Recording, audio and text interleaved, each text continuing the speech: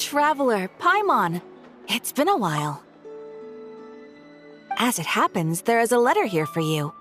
One moment. Here. A letter? From who? Dear Diary, I'm Kale. I work as a trainee forest ranger under my master, Tainari. I'm also studying at the academia. I've been getting better and better at reading lately. Mr. Al-Haytham says that the written word is a crucial medium for exploring the world and understanding oneself. That's why I decided to start this diary. That said, what should I write about? Things are pretty quiet in Sumeru these days. Life is good. Every day is a fulfilling and happy one. When I think back to the days when I suffered from Elazar, or way back to when I was injected with God remains, I am in a much better place now. I hope it stays that way forever. I'll leave it there for now. Master said he'll take me shopping in Sumeru City today, which is great, because I've been meaning to visit the toy seller at the Grand Bazaar for a while now. Kale, time to go. Yes, Master! Huh?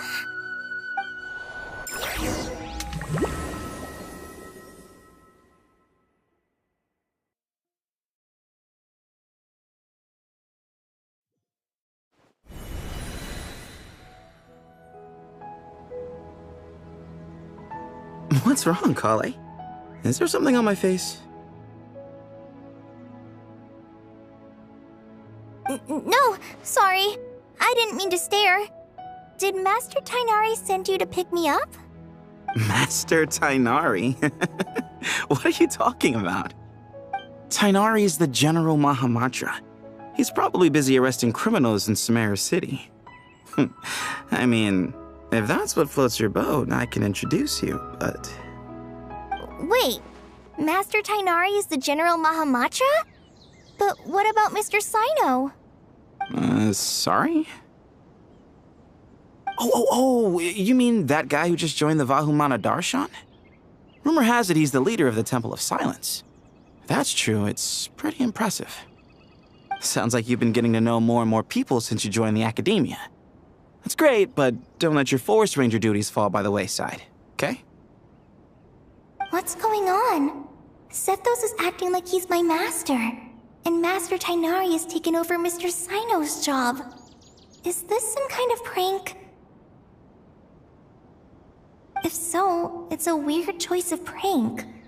But anyway, Sethos doesn't look like he's joking.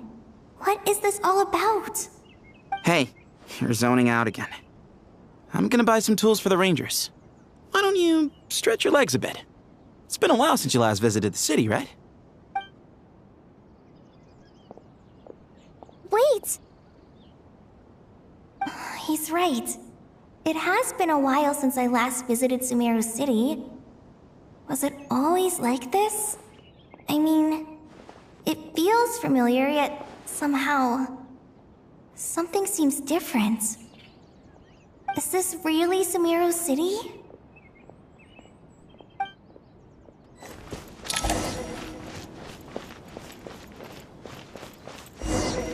Hey, did you see who just walked by? I think she's that famous merc. Would you like some fruit?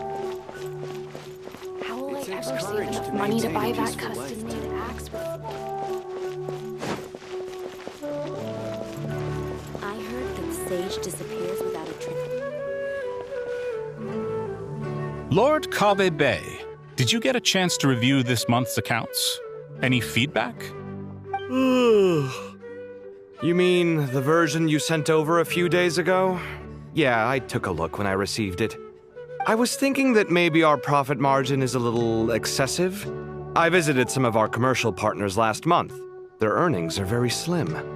Are you suggesting that we give up some of our profits for them?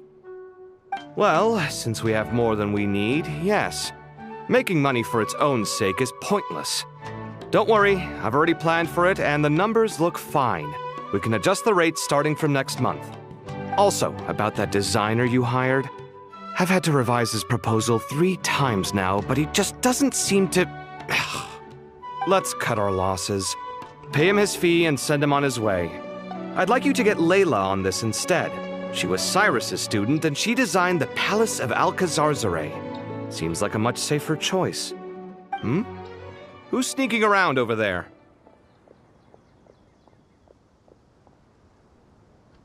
Mr. Kave? Do you recognize this person, sir? Yes, it's all right. We've met.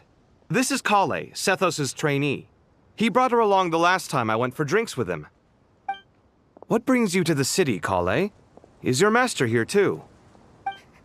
No, this is all wrong! Why is Mr. Kave saying that too? Tainari is my master, not Sethos. This can't be real. I have to ask someone else.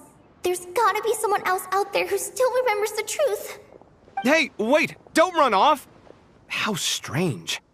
What's gotten into her today? It's like everyone switched places. I guess I'll keep looking around.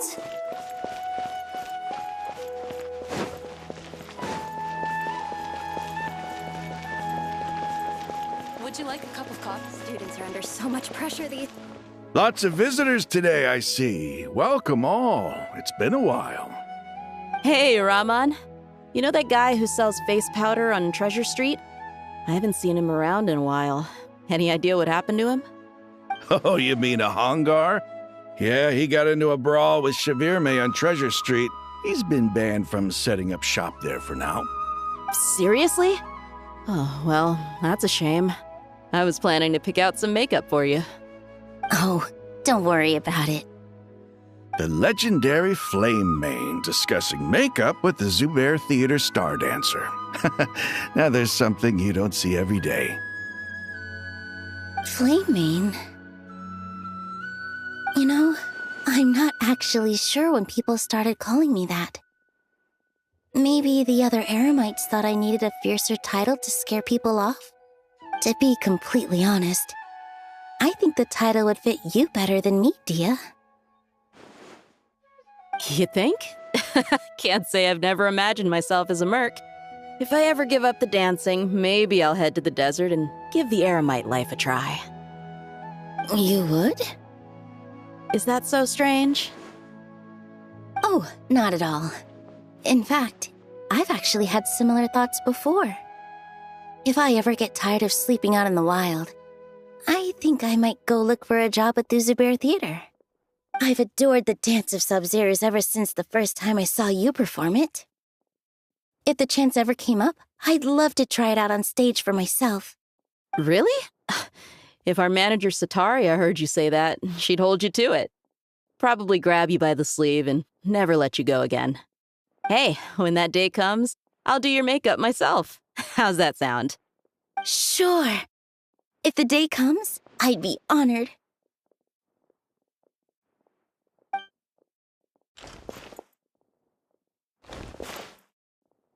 Everyone I know, everything I've ever known. Suddenly it's all a jumbled mess. The question is, who's right? Them or me? Oh, my head feels so heavy. I can't think straight.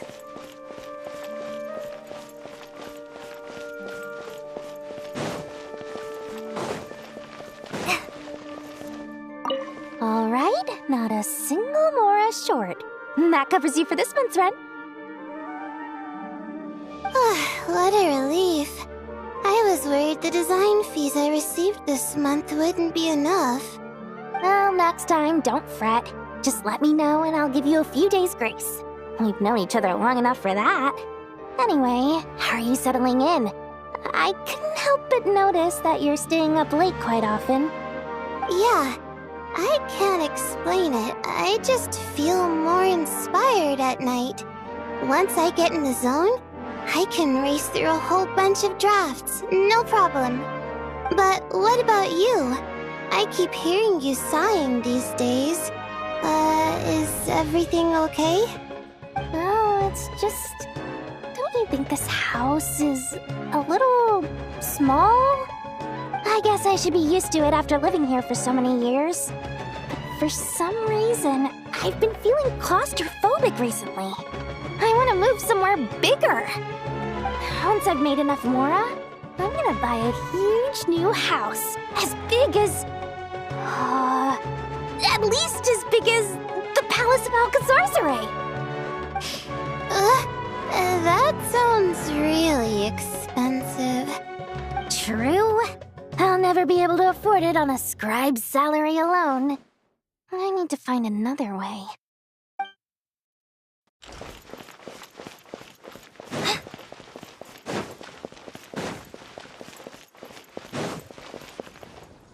Mahamatra Tainari! We've apprehended the suspect. They say that the fool is prone to blind faith, but the wise man is not immune to it either. Suraj, do you have anything to say in your defense? Tainari, you were the one who turned the sages against me. Just a few words of caution from you was all it took to destroy my research. And now you're trying to stop me again? You should know that mechanical life is the future! We must cast aside our useless flesh and... That's enough. I'm not in the mood to listen to your lunacy.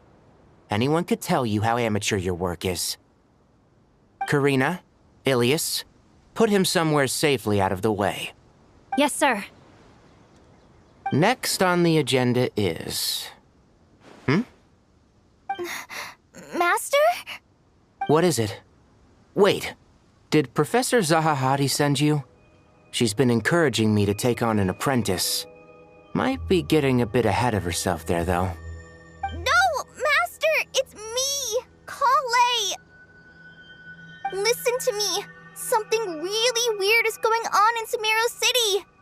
It's like everyone's identities have switched around. You're not the General Mahamatra. You're a Forest Watcher. Just yesterday, we agreed to come to Sumeru City today to go shopping together and...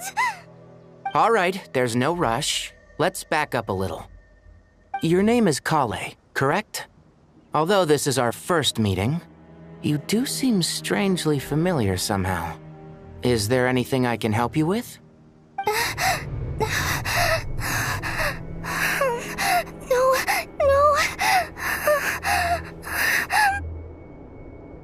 Master!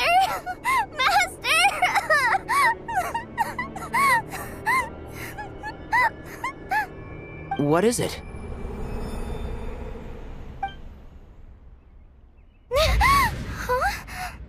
Did you have another nightmare? I've told you before, when you're tired, lay down on your back in bed and get some proper sleep. It's much better for you than napping on your front. Poor posture obstructs your breathing, which can lead to all sorts of weird dreams. Now, we're supposed to go shopping in Sumeru City today, remember? Cheer up. I'll take you to Hushang's. I heard he's got some new toys in stock. Go wash your face, take some deep breaths, and when you're ready, we'll head out. Okay. Thanks, Master Tainari. So it was just a dream. And yet, dreams can sometimes be a warning of things that will soon come to pass. Who said that?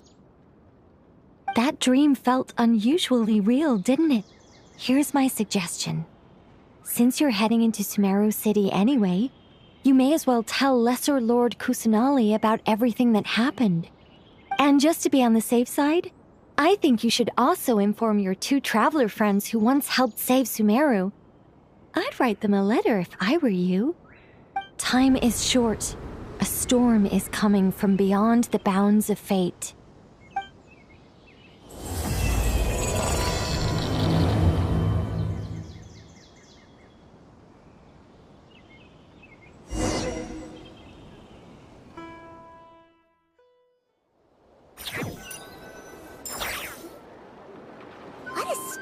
Situation. No wonder Kale was in such a rush to write us a letter.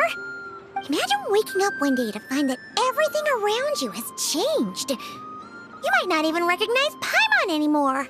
Oh, that's a scary thought. Let's get to Sumeru and find out what the heck is going on.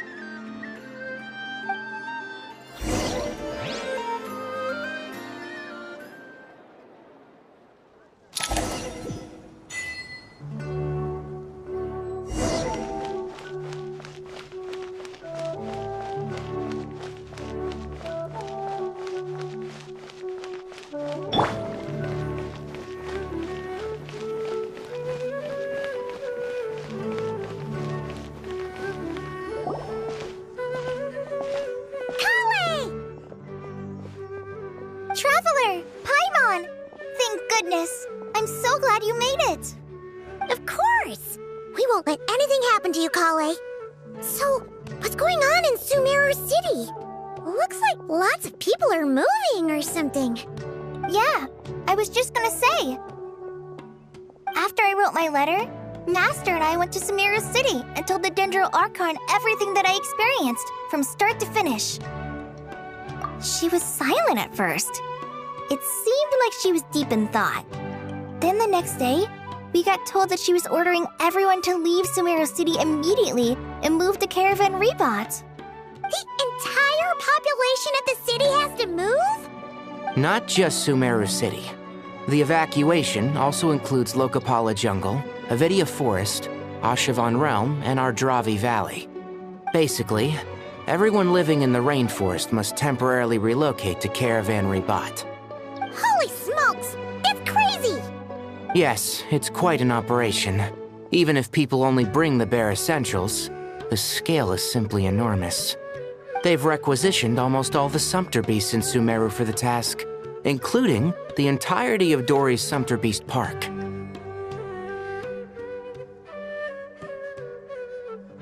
The Dendro Archon said that what Kale experienced was not a dream, but a warning. After our meeting, she immediately summoned the 6 sages to analyze the situation and discuss countermeasures. They concluded that the events seen in the dream are very likely to become a reality, and that an unknown danger is rapidly approaching. Oh, please keep that to yourself. We don't want to cause widespread panic. The official reason they've given is a large-scale renovation of the rainforest ecosystem. People are skeptical, but there haven't been any major incidents. So far, at least. The Dendro Archon seemed really worried when we spoke to her. She said you can go visit her in the Sanctuary of Surasthana when you arrive. She also said she'd hold out until the very end. Tighnari? Kale? You got a minute? I need a hand here. One moment, I'll be right there. As a forest watcher, I've been tasked with assisting with the relocation work. There's a lot to be done, and they need all the help they can get. This will be the final group of evacuees from Sumeru City. While they're away from home, they'll be heavily reliant on outside help. Thank you for coming in our time of need. As you can see, another crisis is upon us. Excuse me, sorry to trouble you, but could you help an old man find his medicine? It's buried somewhere in my luggage. Where's my mom? Where did she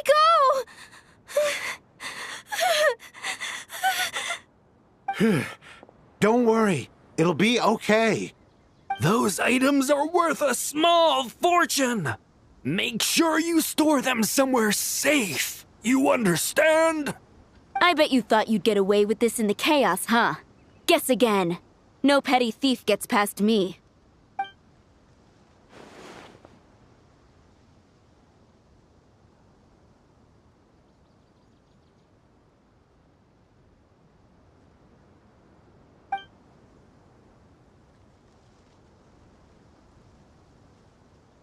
We should go help the evacuees. See you around.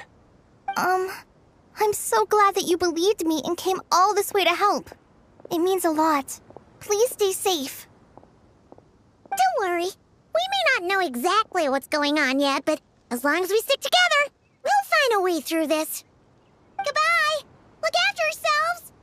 Will do. See ya!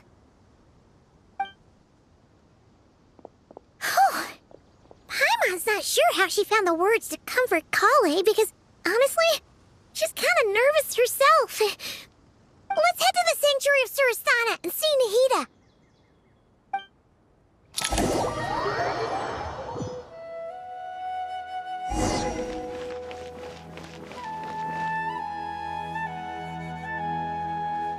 Who goes there? No unauthorized access to this place. By order of Mahamatra Sino. Are you blind? It's the Traveler and Paimon. Surely you've seen them before. Huh? Oh, so it is. I'm sorry, I haven't been sleeping well lately. My nerves are a little frayed. The Dendro Archon is in a very vulnerable state at the moment.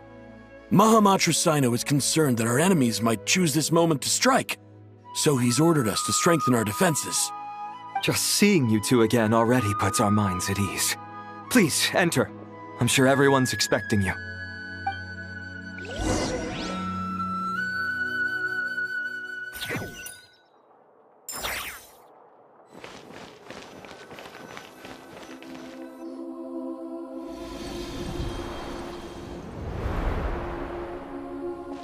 Traveler, Paimon, you made it.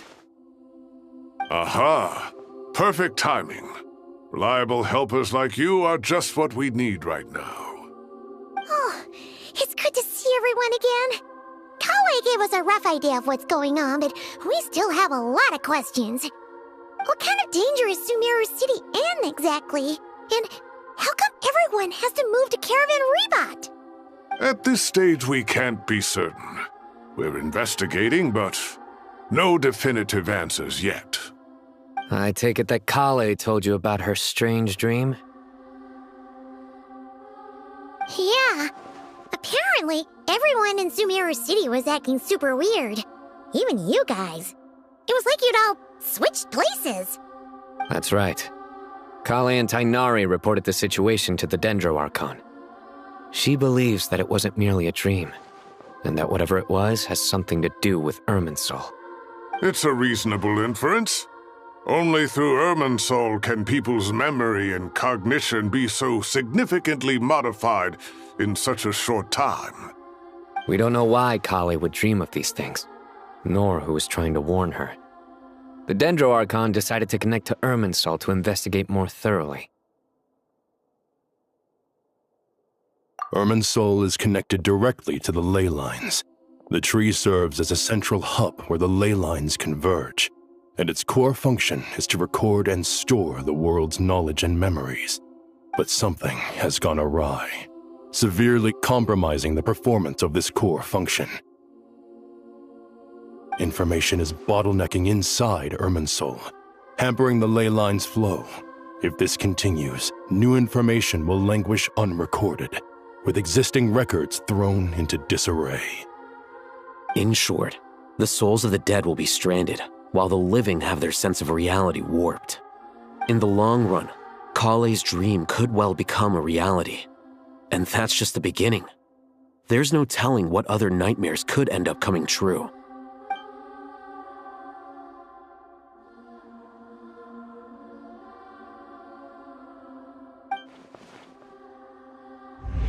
I have come this far, to use my death to open the gates of the ley lines to my people.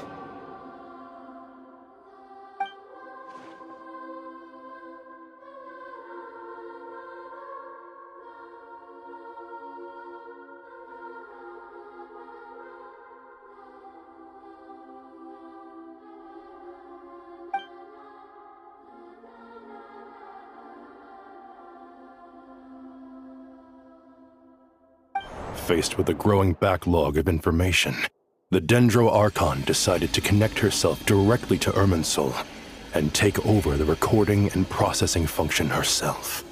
But it is an almost impossible task.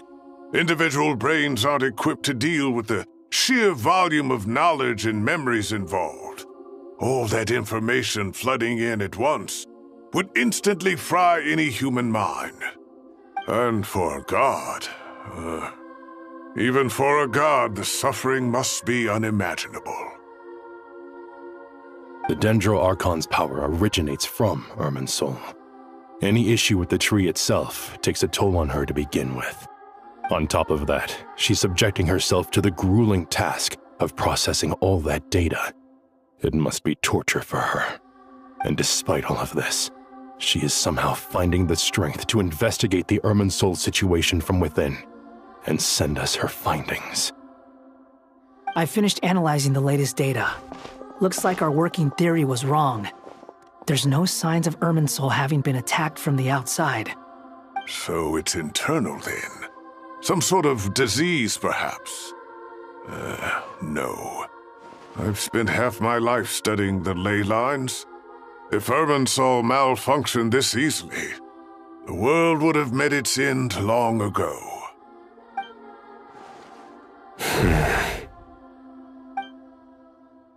Sino? What is it?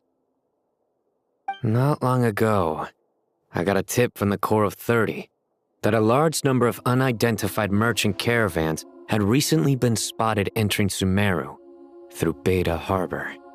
At first, I suspected that they might have something to do with all this, so I sent some people to investigate. But if Irminsul wasn't attacked from the outside... Don't you think there are more important things to worry about right now than guessing who's behind all this? It's been over 12 hours with no new intel. If even the Keeper of Irminsul is this badly affected, you can imagine how bad things are in there.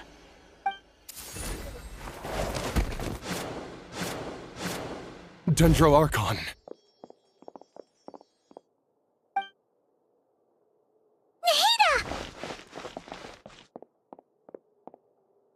What's wrong?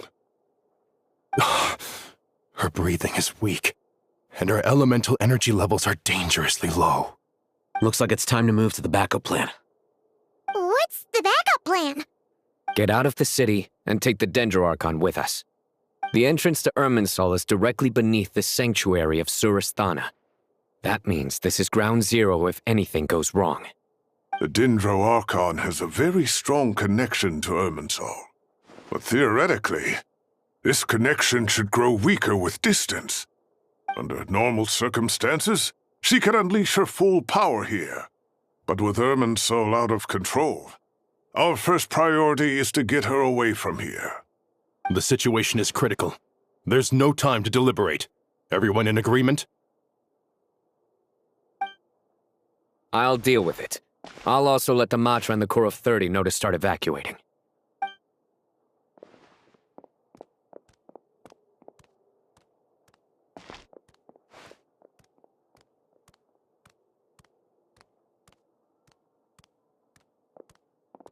Let's go. No sense grieving when there's nothing more we can do. Agreed. We'll be back as soon as this is over.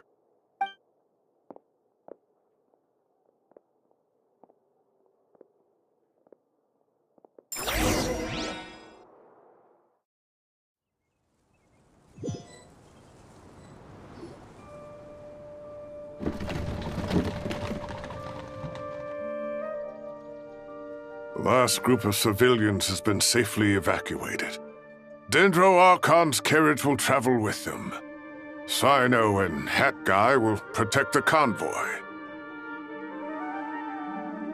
With the Dendro Archon in a coma, we've lost our means of investigating the situation. And with Irminsul still deteriorating, we have no choice but to evacuate Sumeru City. Feels as though we're being pushed along by an invisible hand. Stop moaning, Cyrus. We're the teachers here. We should be showing a little more confidence, don't you think? A wise judgment. Let's move out to Caravan Rebot.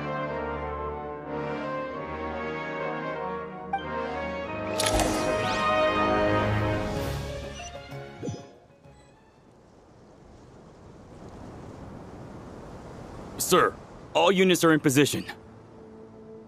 Good. Everything is going to plan. Interfering with Sumeru City is a necessary step, so do not hesitate. The Irminsul situation will not harm you. We need to speed things up here, too. We don't want to keep our client waiting, do we? No, sir. You have my word. Everything will be completed on schedule. They say that fervent ambition attracts the favor of the gods, and with it, a vision. But we appear to be the exception. So, is our ambition not strong enough? Or does it threaten the very foundations of this world?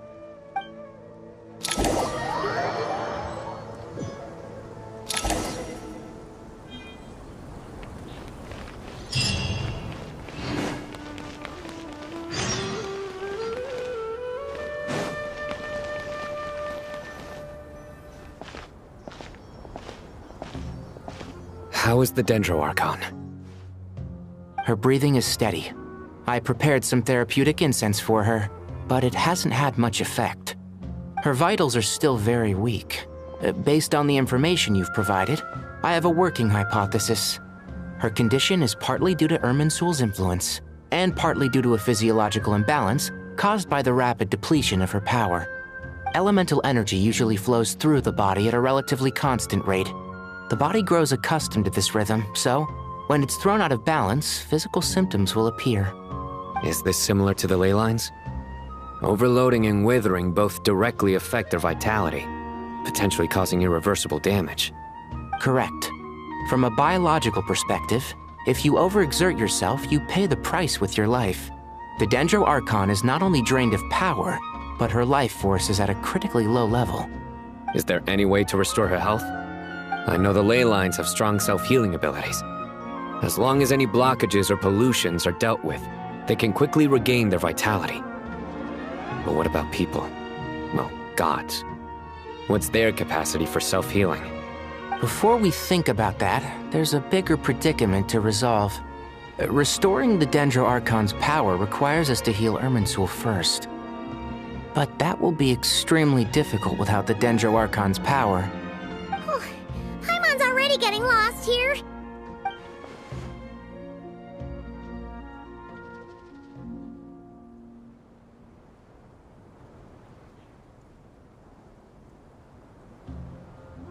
Master Tighnari and Cyno look so serious. I've not heard Master speak in this tone for a long time. Tighnari.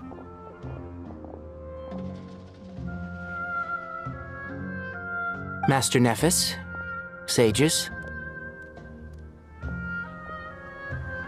Tighnari, haven't seen you in ages. Have you gotten taller?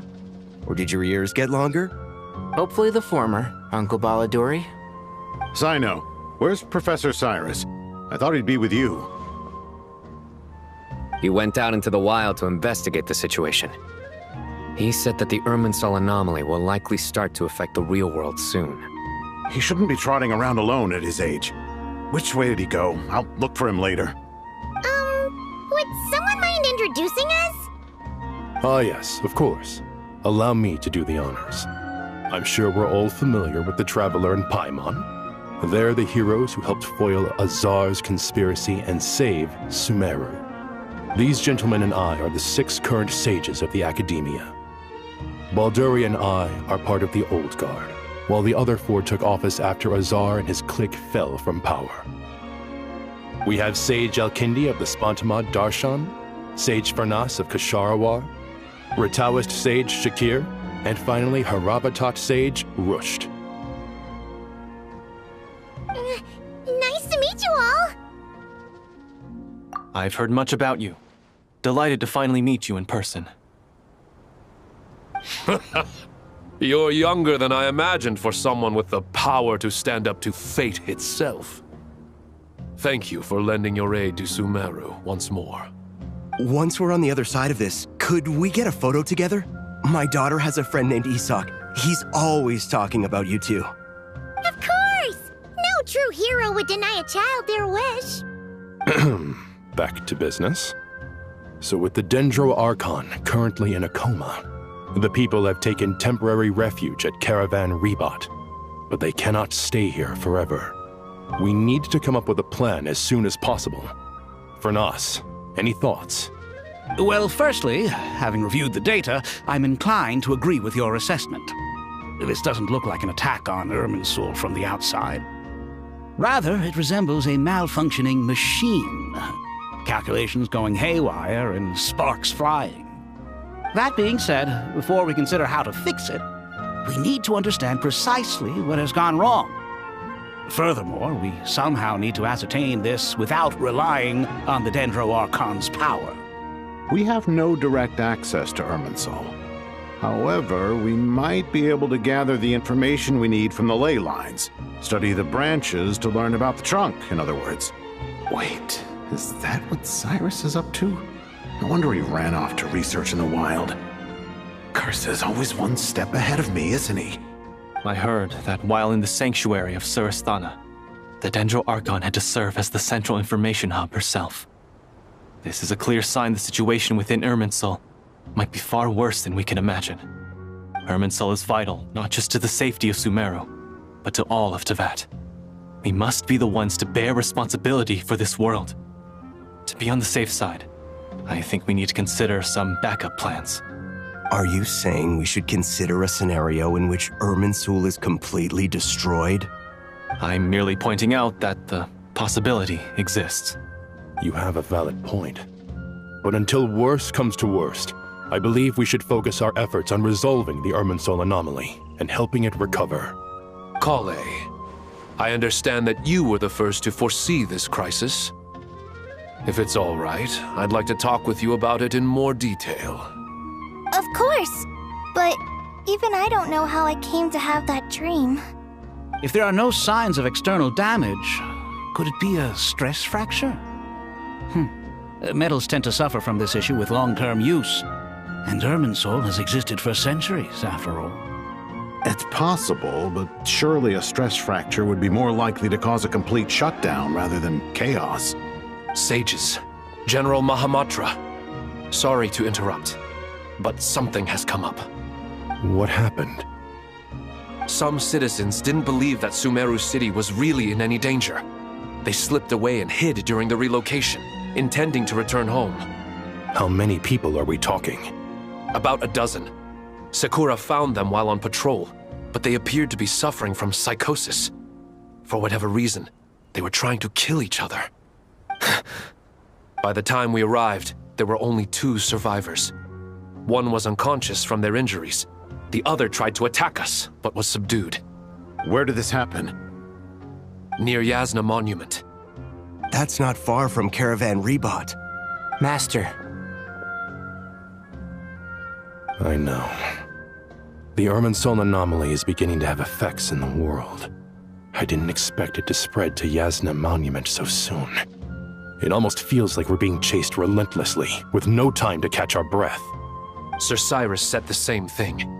He sent me back to report in, while he continues investigating. I'll go join him.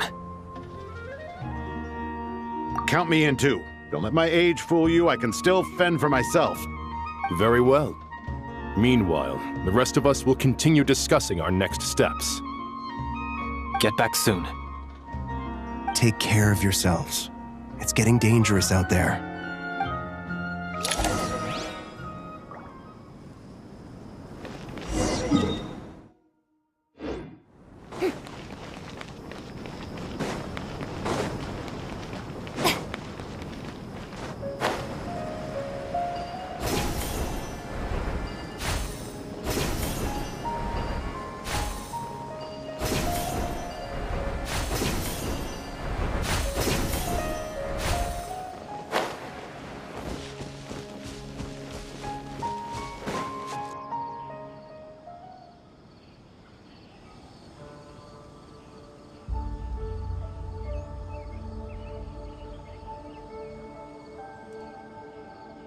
Please, don't go any further. As you get closer to Sumeru City, there's no knowing what dangers you might encounter. So this is our mentally disturbed man? I'm going to gut you all!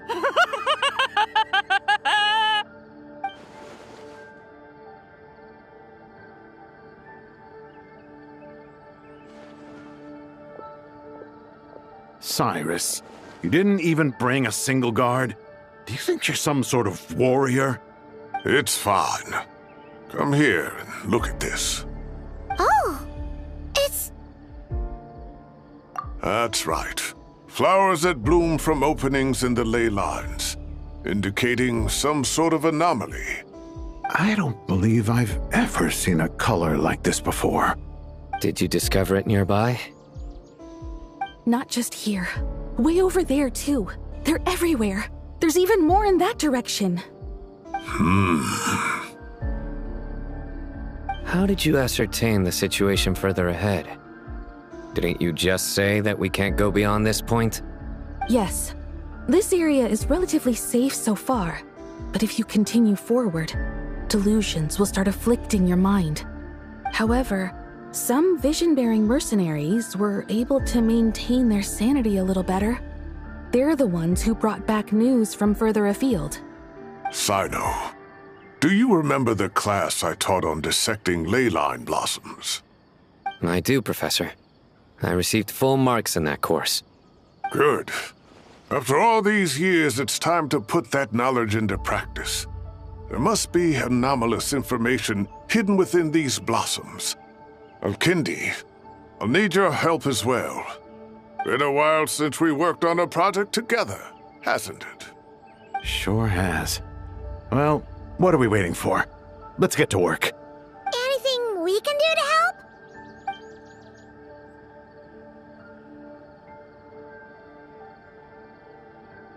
Will you need my help? All right, well, don't go too far. There's too many unknowns at this stage. Let's regroup at Caravan Rebot later. Don't worry if you don't show up. I'll come and find you.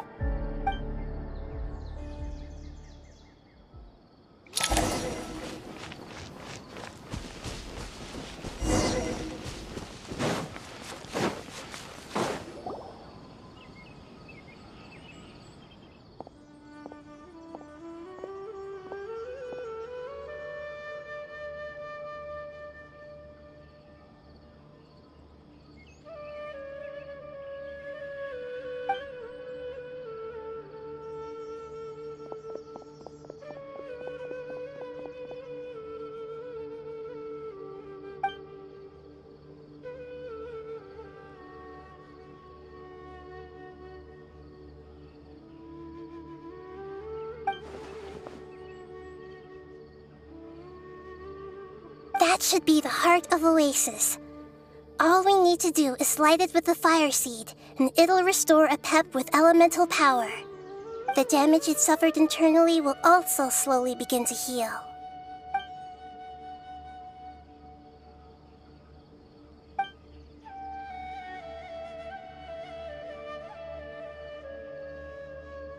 What is it? You thought of something? Really? Then let's get back and tell the others!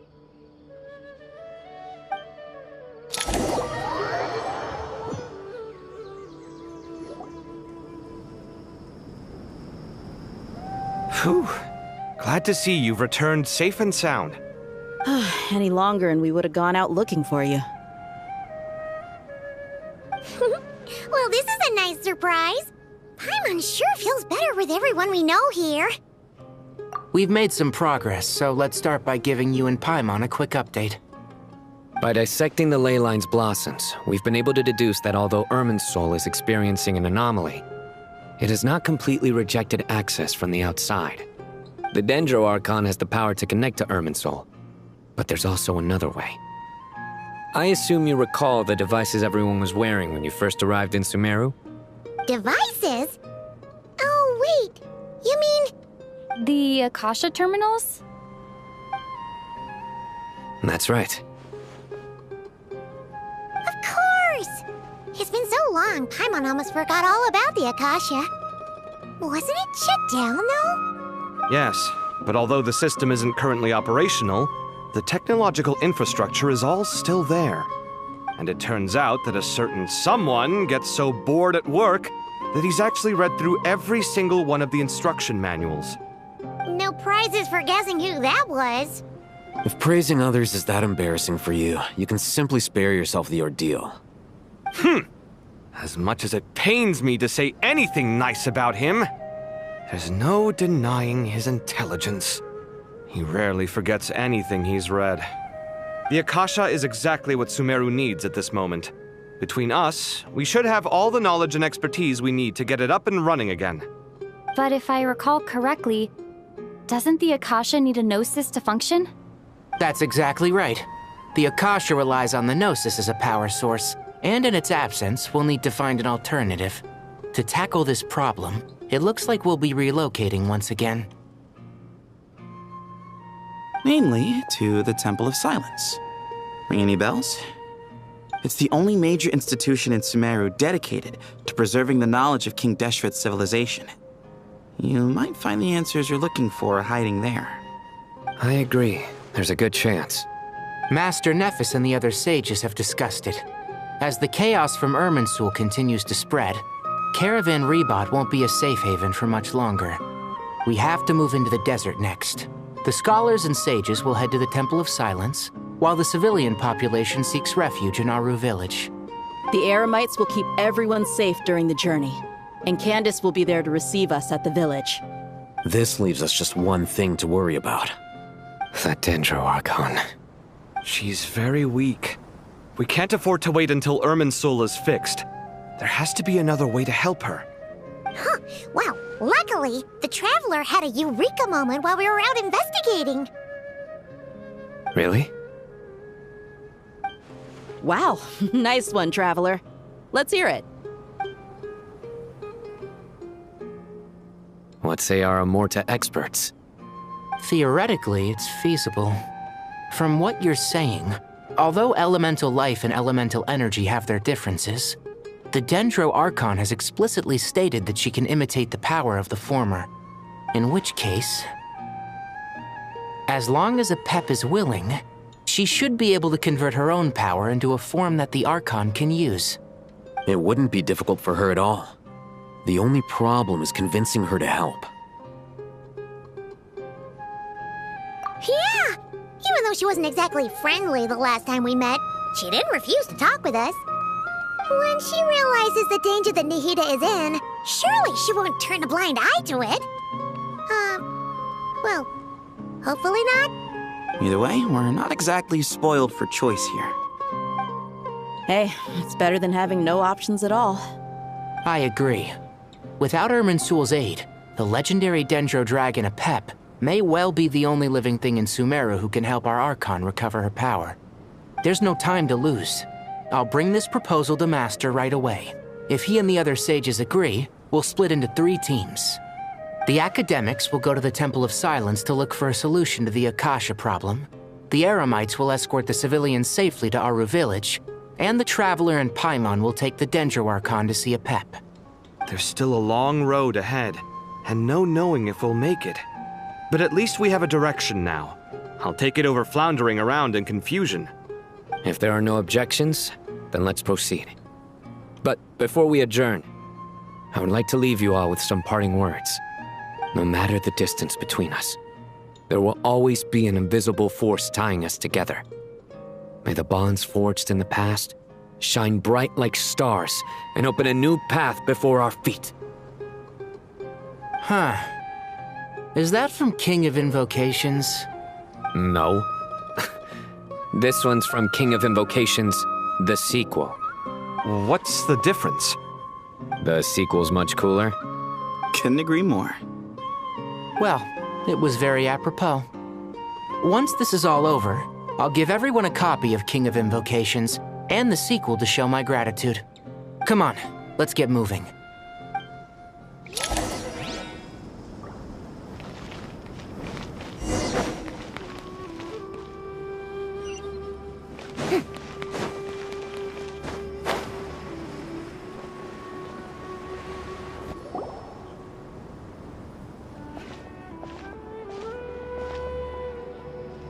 Tighnari has brought me up to speed. I approve of your plan of action, but we can't proceed with everything right away. The people need to rest. For many of them, this will be their first time in the desert, so we'll need to find additional personnel to help escort them. You two, please go on ahead with the Dendro Archon. Let's rendezvous at the Temple of Silence later. No problem. We got this. Words can't express my gratitude, so let me just say, I hope everything goes smoothly for all of us. Goodbye for now. All right, let's get going. If Paimon remembers correctly, the last time we saw a Pep was in... Traveler, Paimon. Could I borrow you guys for a moment? It'll only take a second. Kale, what's the matter? Well, the thing is, Master Tighnari once told me, after you raise a problem, you should think about how to resolve it.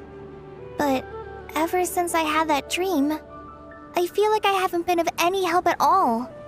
I tried my best to keep up with the conversation, but there was so much new information, I couldn't take it all in. So, I just wanted to ask, do you have any tips for me there? Paimon knows exactly how you feel. But fear not, everything you need to know is right here in Paimon's notes. Sumeru chapter. It's got tons of info about all the things we've seen and heard on our adventures. Some parts are a little simplified, but hopefully it all makes sense.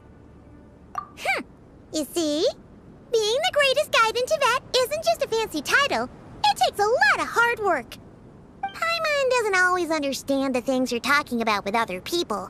Whenever that happens, she notes down the confusing parts and goes over them in her own time. This is perfect. Could I borrow it? Sure. Matter of fact, you can keep it if you want. Paimon has another copy. The spare copy was originally meant for the Traveler. Paimon used to worry that one day she might not need a guide anymore, so she wanted to have a gift for her, in case we ever parted ways. But it doesn't seem so necessary nowadays. We have so many more places to see together. One copy will be enough for both of us. Thank you so much. But still, these are your treasured memories. I think I'll make my own copy and then return the original to you. Anyway, that was all. I won't keep you any longer. Have a safe trip. See you again soon. See ya! Alright, time to bring Nahida to see a pep. Let's hope that old grouch is in a negotiating mood.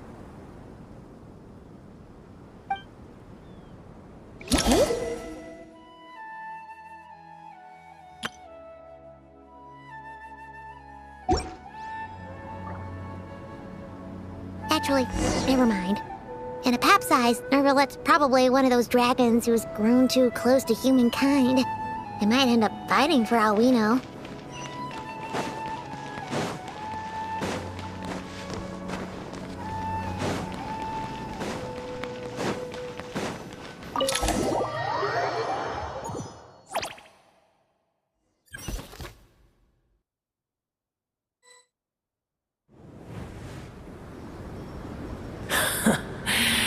I had a feeling your kind might come calling. The ley lines are in disarray. Something has gone wrong with Irminsul.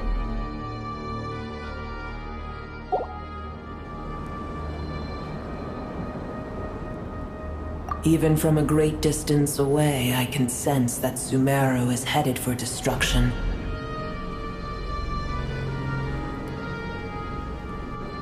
You who took our home from us, prepare to watch as your own world is plunged into oblivion. Oh, how the cycle of history comes to a poetic conclusion. This isn't a joke, Apep! Nahida's in grave danger! Can you please help her? Is she now? Then do explain. For what reason should I lend Boer my assistance?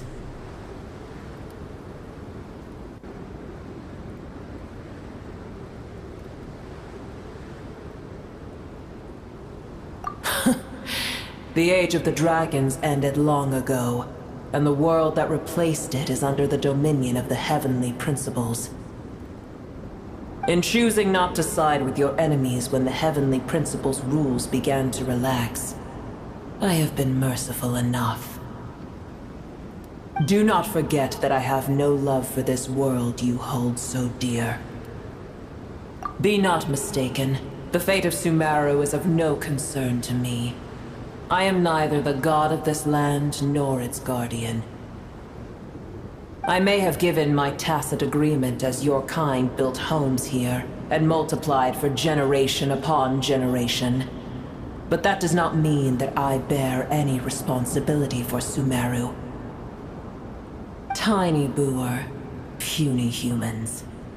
In my eyes, all of you are but intruders who followed in the wake of the Heavenly Principles. I am not obliged to be your savior. Apep, if you truly despise gods and humans so much, well, after the great humiliation of being helped by a god in the past, shouldn't you be jumping at this chance to balance the scales? Now that is a compelling reason. When El Ahmar plotted against me and I was tortured by forbidden knowledge, it was Buer who saved me from agony.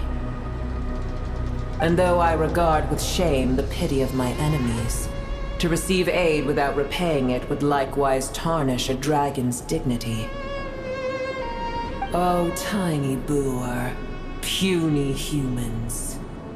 Just this once I shall deign to show you the true power of dragonkind. Whoa! It's happening again! We're gonna get sucked in!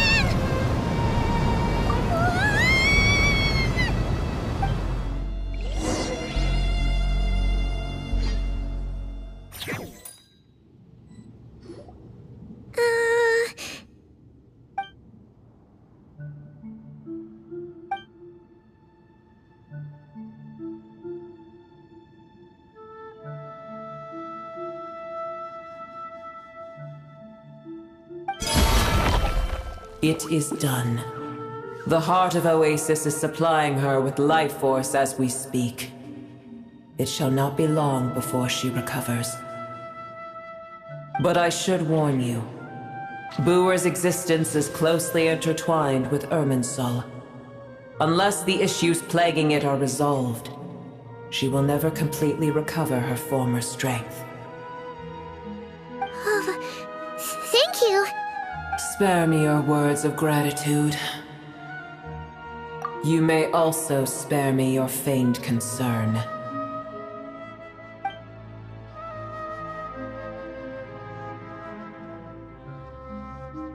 A dragon's sovereign's power is far greater than you can imagine. While I was indeed weakened when the heart of Oasis ran dry, providing tiny Buer with a morsel of my life force shall have little consequence for me. Oh, good to hear.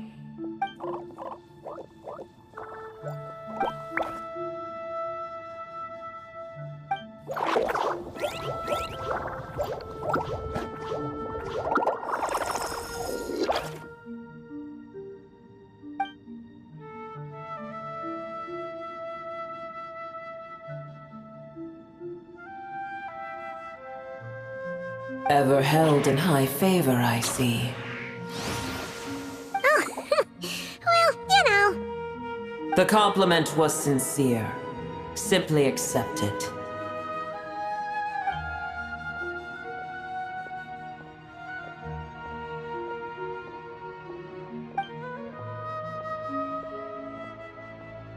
I did once.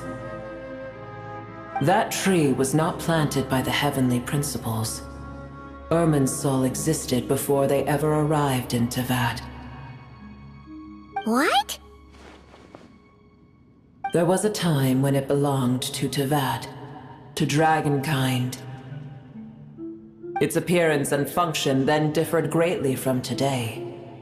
The ley lines flowed with an abundance of a familiar, primitive form of elemental energy.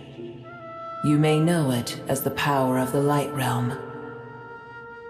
The heavenly principles usurped and refashioned Irminsul, made it serve humanity, and used it to anchor the fate of the world. Yet in the end, humanity has failed to protect it. Heavenly principles, God of gods.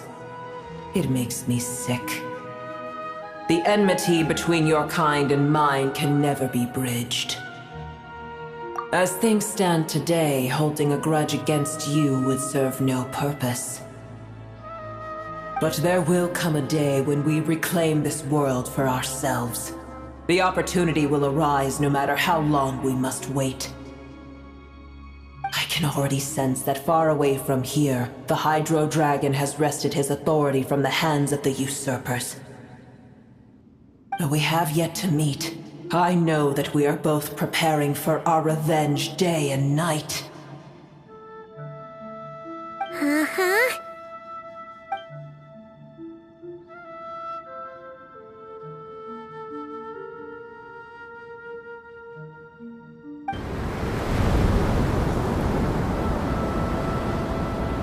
I hear a great disturbance out there. Huh? What is it? Sandstorms come. The Jinn. I see. Another calamity approaches. You both seem restless. Let us part ways here. Boer is safe with me. Once she has recovered, I shall return her to your side. Oh, thanks again.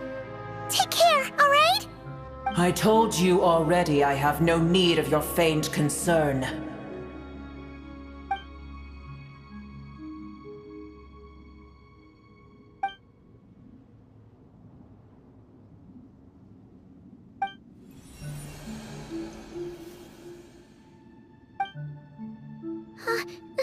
Nahida? You're awake! Are you okay? Cease your interrogation. Yes, she awoke for a brief moment, but she has now lost consciousness again. Take it. We shall talk more at another time.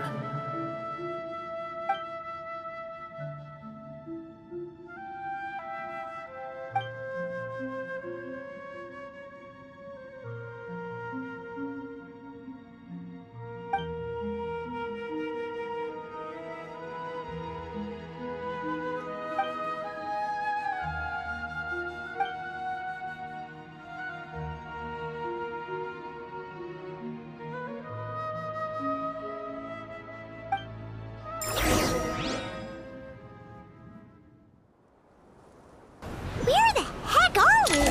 Did you just dump us in the middle of nowhere? Wait. No. Paimon remembers now. The Temple of Silence is over that way. Come on, let's go find the others.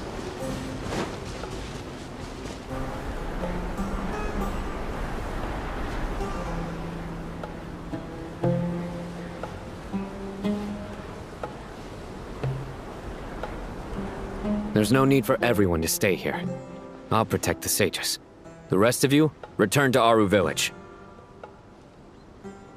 Yes, Mahamatra Sino.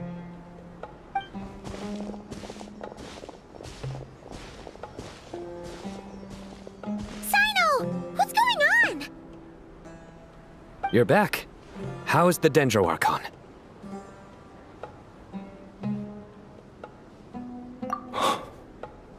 What a relief. It's the Jinn. Countless Jinn have stirred up violent sandstorms across the desert, blocking our path to the Temple of Silence. Tighnari and Kale have returned to Aru village to help. The Jinn are being highly aggressive, so both the village and the merchant caravans require protection. It's just one thing after another. Where did all of them come from anyway? In all my trips to the desert, I've never seen anything like this before. As I see it, the only possible candidate is Gurabad. Gurabad? Baladuri could explain in more detail if he were here. All I know is a rumor I've heard about from previous trips to the desert. Supposedly, a great number of dormant Jinn lie sealed beneath that city.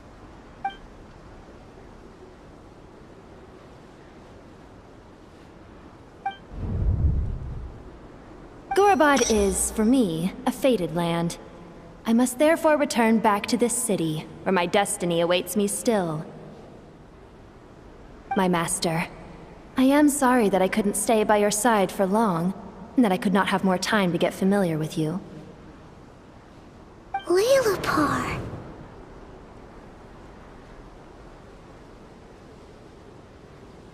Yeah, we once said goodbye to a friend there.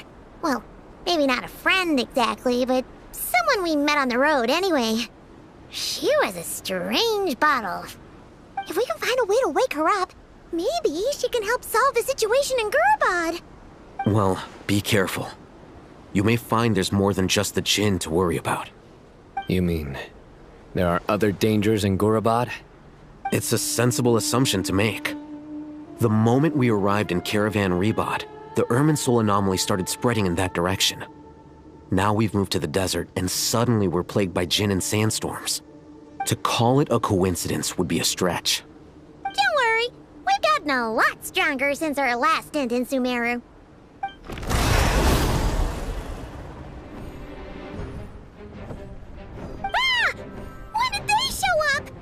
It appears the monsters native to the desert have been stirred by the Jinn's activity.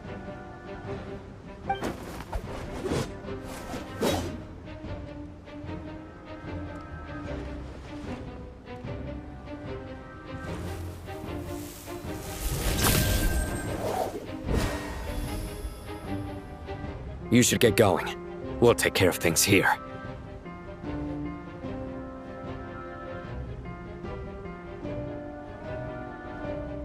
You too. Don't do anything too risky. You got it?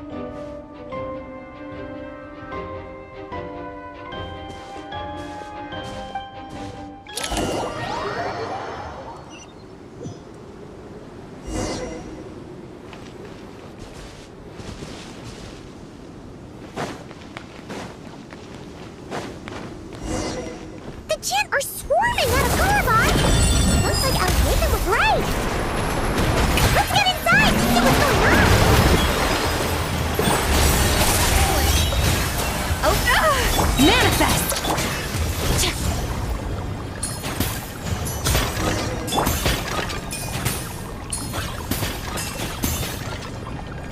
They just keep coming! How many of these things are there? We'll never take them all round! Let's just head further inside for now!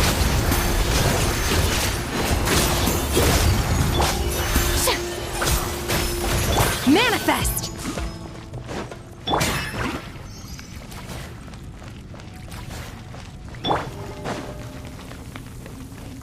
Target spotted! All units at the ready. The Patchouli! They must be using this place as a stronghold! Are they the ones behind all this?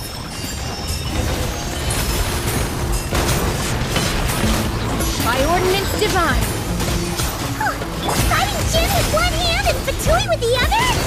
This is pure chaos! Shower me with praise! Let the world come alive! The pinnacle of excellence! Unleash! Fearless! Into the void! Obey!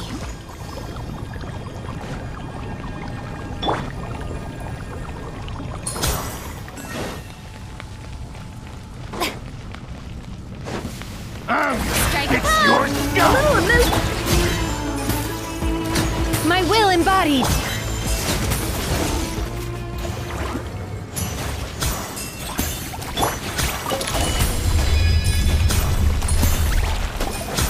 Do you see that strange machine?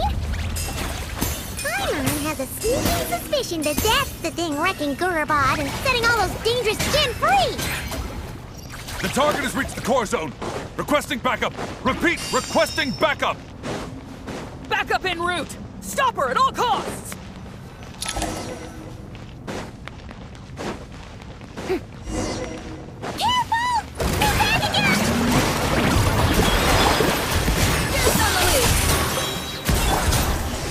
Transfiguration! Do your master's bidding! Nice one, Traveler! Let's keep going!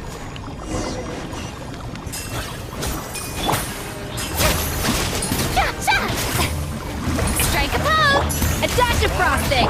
Unleash! Paradigm shift! Let the world collide! A burst of sleep!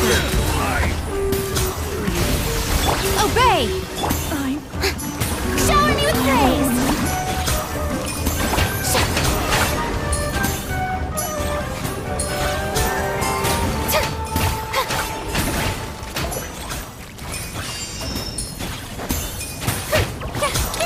Jim's got kaput! Yeah, we can finally... It seems my subordinates failed to stop you in your tracks.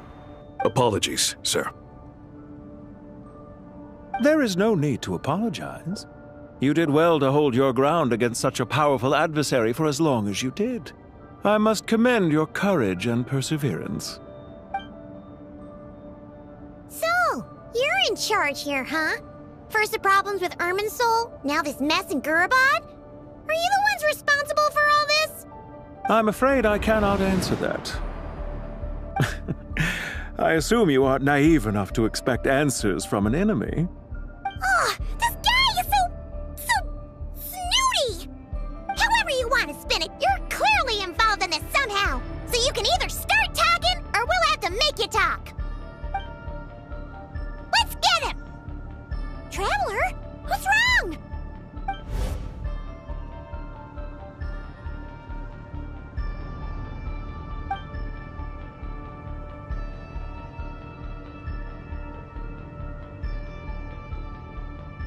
You're remarkably calm.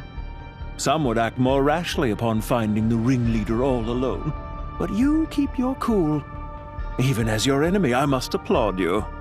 Did you show yourself just to say that? Is this you trying to take back control of the conversation? Unfortunately, I really don't have anything to say to you. I am here merely to indulge my own curiosity. Your names are well known among the Fatui. Naturally, I wanted to observe you up close while I had the chance. Hey! Don't treat us like we're some kind of exotic animals in a zoo! Oh, I wouldn't dream of it. You seem rather predisposed to misunderstand me. I'm quite aware that you are both heroes of great renown. You have resolved crises in many nations and won countless allies along the way. I've been following your adventures with great admiration. My only regret is that the trajectory of your journey conflicts with our goals. What do you mean, admiration? Sorry, but that sounds pretty weird coming from you. I don't see why. We may happen to occupy opposing sides, but there is no cause for deep-seated enmity between us. To respect one's enemy is to respect oneself. Well, now that you're observing us up close, what do you see? I've observed as keenly as I can. Yet, while I endeavor to understand, your true strength remains a mystery to me. Violence is not my area of expertise either, so, you see, I would much rather converse with you like this than determine a victor with the edge of a blade. Besides, I've heard that even 3 moons in the sky fail to eclipse your brilliance. I know better than to bite off more than I can chew. 3 moons? So, you have a connection with the Harbinger, the Doctor. Well deduced. Our commander, Dottore, died in Nodcry, but there are things that do not end with his departure. We must... Look at me. I almost divulged more than I should have. What are you after? Revenge for Dottore? Or are you plotting something else? I've said quite enough, I believe. There's no point in continuing this conversation, except to say, I've noticed that you seem to know your way around here quite well. A repeated visitor to Gurubad, are we? Ugh. I'll take that as a yes. Then I'm sure you'll have heard the story of this place. The mother of the Jinn, Lilupar, and the tragic tale of her vengeance that spanned 3 generations. It was right here that Lilupar once helped the wise to ascend to the throne. But from that moment on, every king who sat upon it was corrupted by power. These degenerate rulers lost control over their nation, and with it, the right to occupy that exalted seat. What are you trying to say? I once admired you for your adventures. That is the earnest truth. But it appears to me that your journey serves ultimately to uphold the rules of this world. Are these rules truly just? Does the heavenly principles rule with wisdom or folly? And how can we be sure that the 7 who wield authority over the world will not be corrupted? Do you seriously think you're gonna convince us of anything? Convince you? I'm sure my commander already tried that. Why would I waste my breath doing the same? If a few words from a stranger were enough to make someone completely change their stance, it would only prove that they never had a firm will to begin with. I am merely stating my position, so that we might understand each other better. One's enemy in the present may not necessarily be an enemy for life. As for what game I'm playing here, I'm simply buying some time. But now I must bid you farewell. It was a wise decision not to attack me immediately. Since you did not fall for my ambush, I will now have to ask those in hiding to reveal themselves. Leave this to us, sir. Very well.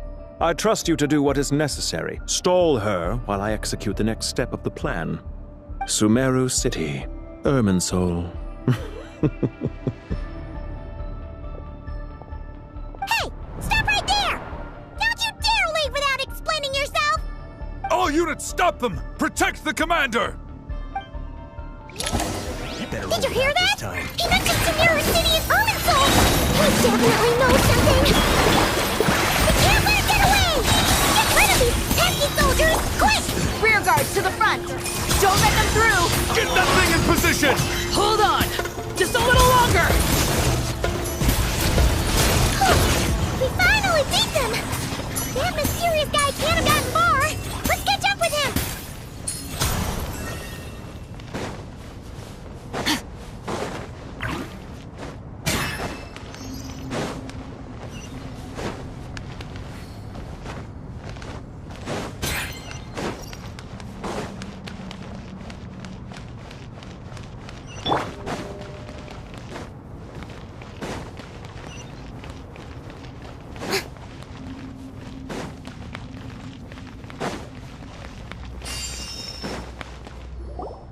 Found him!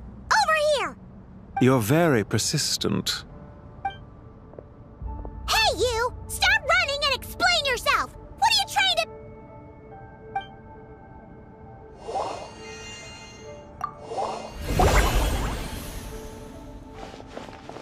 What's this?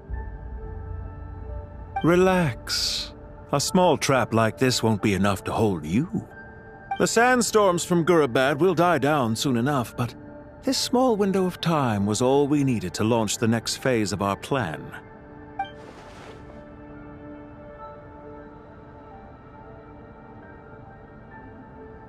Don't be discouraged.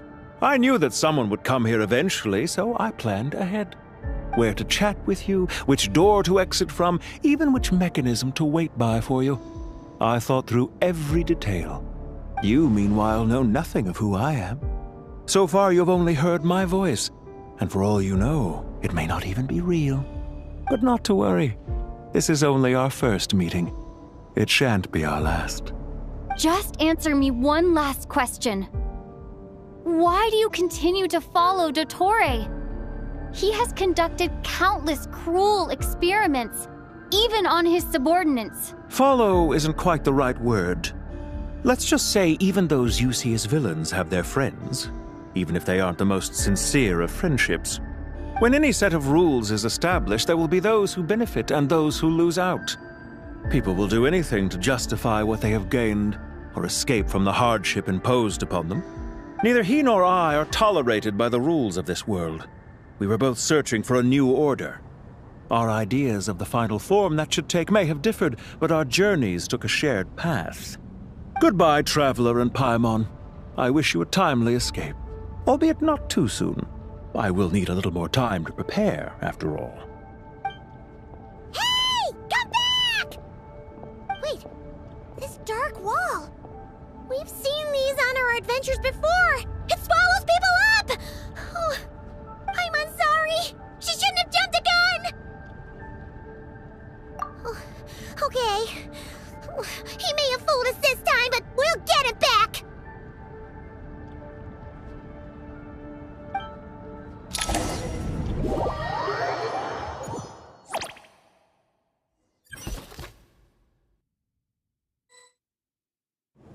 Sino and his team are guarding the north. We'll take this side. There's so many Jinn! We can't let them get into Aru Village! Don't fret. I am well prepared for this situation. Huh. So you have a solution? Perhaps you're unaware that I have a trusty genie partner of my own, Plumpy. If I send her to negotiate with the others, this whole thing will be resolved before you can say Mora. Off you go, Plumpy!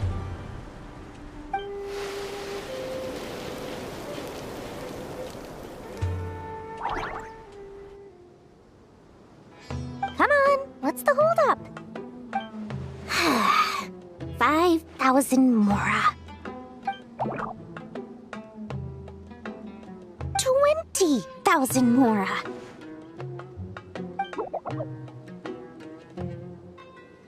100,000 Mora. Final offer.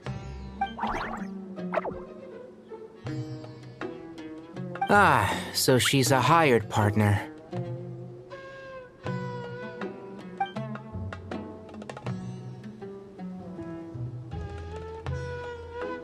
Hired partners are reliable too. Plumpy here is a highly skilled negotiator. You'll see. Just a few words from her and...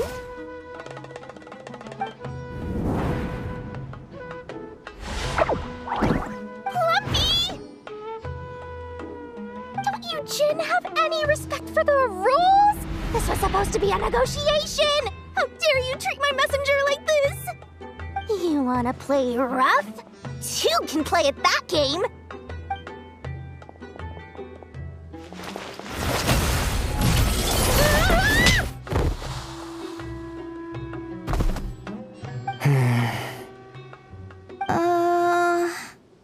Looks like it's up to us now. Be careful, Kale. Yes, Master.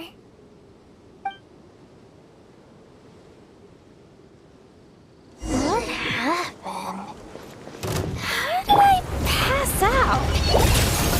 Never mind. Plumpy, it's time for revenge. You know, this reminds me of when you first arrived in Avidia Forest. You were trying to help a child retrieve a lost toy when you stumbled upon Spino Crocodile territory by mistake. Yeah, I remember. Our first time fighting side by side. Fighting side by side? I seem to recall swooping in to rescue you with a team of forest rangers. There's too many of them! I can't believe I used 12 rare items in one battle. Ugh. I shudder to think how this is going to affect this month's accounts. The sight of that glaring deficit might be more than my poor heart can take. Tainari, how's the situation on your end? We held the line, though it was a close call. But it looks like they're preparing for another attack. Has something happened? They've breached our defenses in the south. The Jin are pouring in. We're moving the villagers to the north as we speak. We're hemmed in. This is getting precarious. Our margin for error just got a lot smaller. That's why we wanted to confirm your status. We need to consider our next move carefully. Bad news! Another line of defense has been breached. Kale, go with them and assess the situation. Dory and I will hold the line here. But Master! Even with 3 of us, we barely managed to. This is not a discussion, Kale. Don't worry about us. She clearly still has plenty of tricks left up her sleeve. Wait, you can't pin all your hopes on me! Oh, great. I've almost run out of the things I brought with me, and the rest is back at the caravan. I should be able to hold out for a little longer, but still... Master! Need any help? Huh? What is it, Kale? If things continue like this, it won't be long before Aru village is overrun by Jin, and the sandstorms are sure to follow in their wake.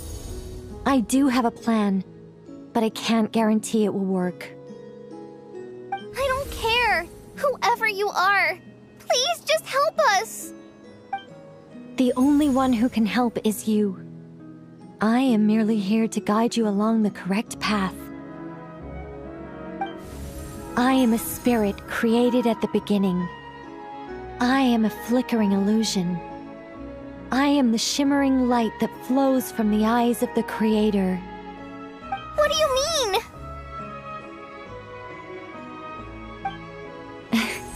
It doesn't matter. You don't need to understand it. Just repeat after me, one line at a time. Watch out! Jin incoming! I am a spirit created at the beginning. Here goes nothing! I am a spirit, created at the beginning.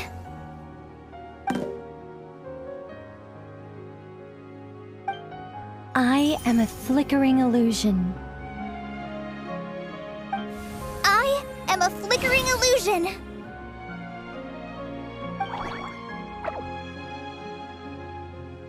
What's wrong, Plumpy? I've never seen you so agitated before. But how do you... Do you know what Kale is reciting? I am the shimmering light that flows from the eyes of the Creator.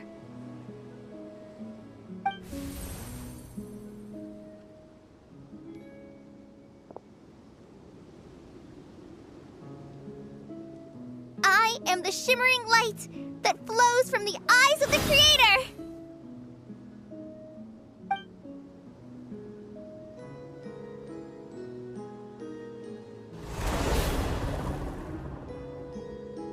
It's a song composed by the goddess of flowers, but very few records of it remain, even in historical texts. All we have is a few fragments. Is Kale an avid historian? Not to my knowledge. The Jinn have actually quieted down.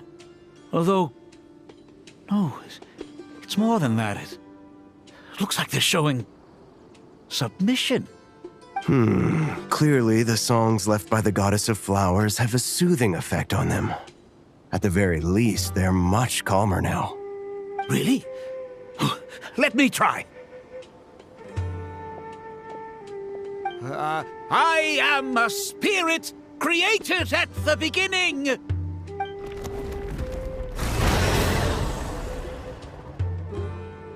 Don't stay away. I'll stop. I'll stop. It seems like the song only works when Kale recites it. But why? Kale.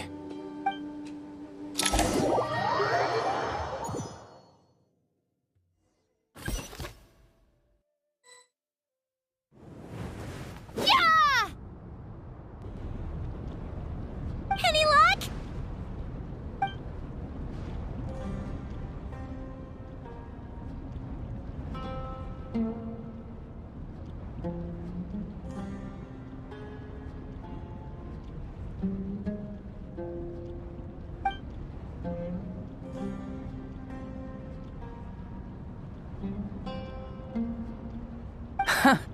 When I heard that loud rumbling in the distance, I thought the shifting sands had bust open the gates to some ancient treasure vault. Turns out it was just you guys. Huh? Wait! That sounds like... It's been a long while. Did you miss me?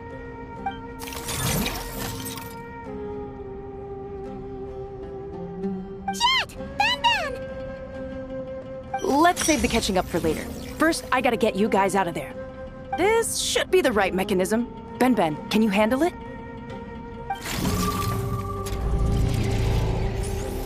There we go. Come on, let's leave this place.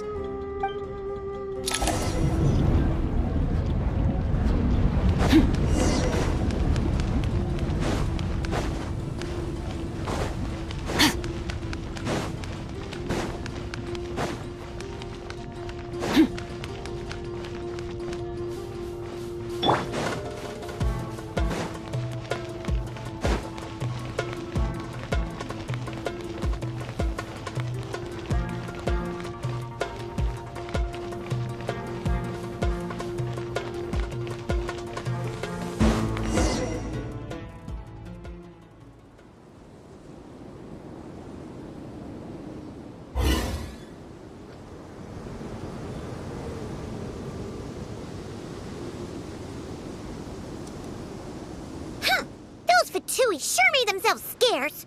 It's like they were never here. The Fatui? They came to the desert again? Yep. No idea what they're planning this time. They were being very coy about it. How have you been, Jet? Well, since we last met, I've started my own band of mercs. We've actually made quite a name for ourselves. Oh, yeah. On a slightly different note, I have some good news. I finally took care of Masaira. Not much to write home about. It was just another day. Found his hideout. Dragged him out of his cozy little bed. He tried to talk me into seeing his point of view, as usual. But I'm way past that by now. There was nothing he could say to save his life. What about you guys? Bet you'd forgotten all about me and Ben, huh? Of course not! We're super duper best friends! Wow. Sounds like I should make time to visit some other nations too. Anyway, what brings you to Gurabad? Oh, right. Paimon almost forgot. We're here to look for Lilupar. That bottle? Seriously? Yeah! We need her power to calm the Jinn and stop the sandstorms. Here's hoping we actually manage to find her, after all the trouble we've been through. Surely, with everything's been going on in Gurabad, she must have woken up, right? Only one way to find out.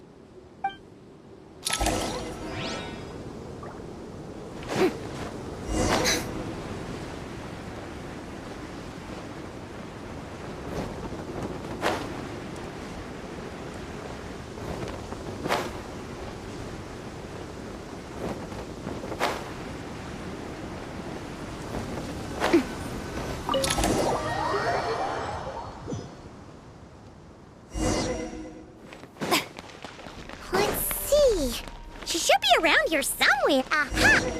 Found her!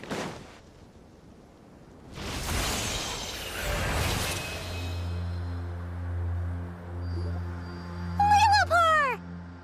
What a long dream that was. It's been a while, my master. Oh, and you're here too, little wildcat. The four of us back together again. Imagine that. In truth, it was at first. I was none too pleased when those miscreants barged in. But it did give me the chance to reunite with you, dear master, so I shall overlook their folly. After we last parted ways, I merged with the land beneath Gurabad to suppress the dark calamity stirring in the depths. It rekindled the flame of vengeance within the Jinn, depriving Gurabad of any hope of peace. I fought against it for a long, long time. Until one day, I sensed a change in a foreign land to the west. Suddenly, the pitch-black abyss fell silent.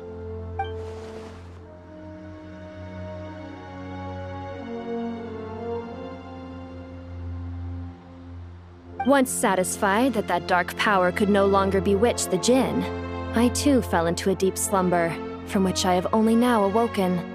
Why have you returned to Gurabad, my master? And why is my sand-swept homeland in disarray once more? Well, basically, Sumeru's in danger and a lot of our friends are affected. Some bad guys messed around with Irminsul and now they've released the Jinn in here. We managed to chase off the culprits, but we have no idea how to seal this place back up and stop the sandstorms. Child's play. I shall quell the Jinn and scatter the storms. Thank you, Lilupar. No need to thank me, my master. I have granted many wishes in my time, and this was the most trivial of them all.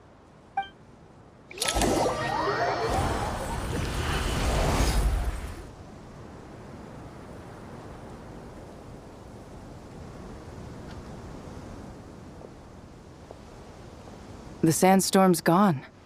The sun shines bright again. When I said that we'd meet again under a lovelier sun, this was exactly how I imagined it.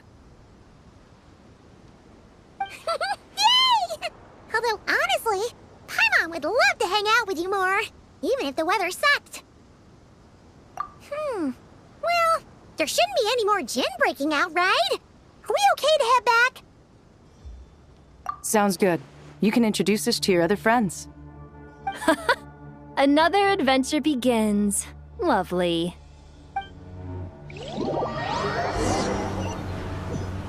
The storms have stopped! We should be able to get to the Temple of Silence without any problems now. Time to regroup!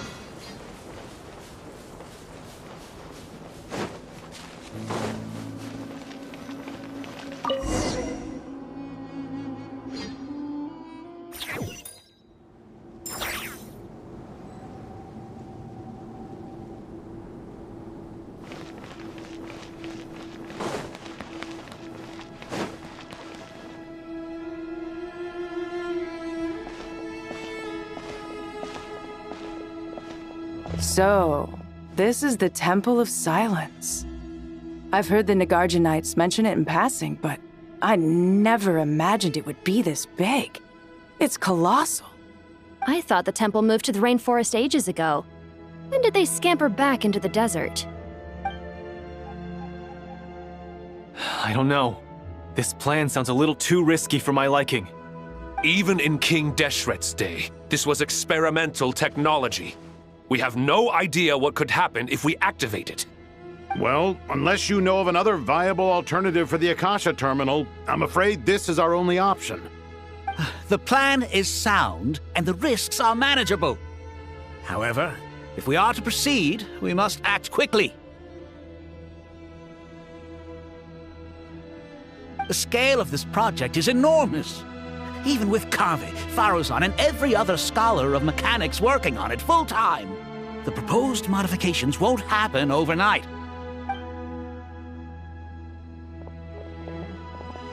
You're back. Everything all right? And who are they? Friends of yours? Pretty much everyone in the Temple of Silence is. This guy's Kave, and the one next to him is Alhaitham. Hello, I'm Jet, and this is Lilupar. Oh, a famous name from the history books. Pleased to meet you. A friend of a friend is a friend of mine, as they say. Who's they? Huh? Do people not say that? Not in the desert. Friends you can trust, but friends of friends? Gotta keep an eye on them. Still, I do trust the Traveler's judgment. I'm sure you're good people. The sandstorms have calmed down. I take it the Gurabad problem is resolved? What did you find?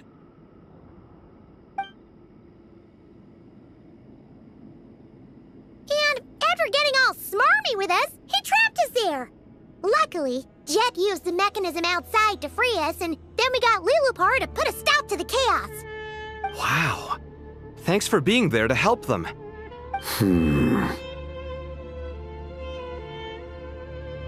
So, this mystery man openly admitted that he was merely a Harbinger subordinate. Yeah? Is there something weird about that?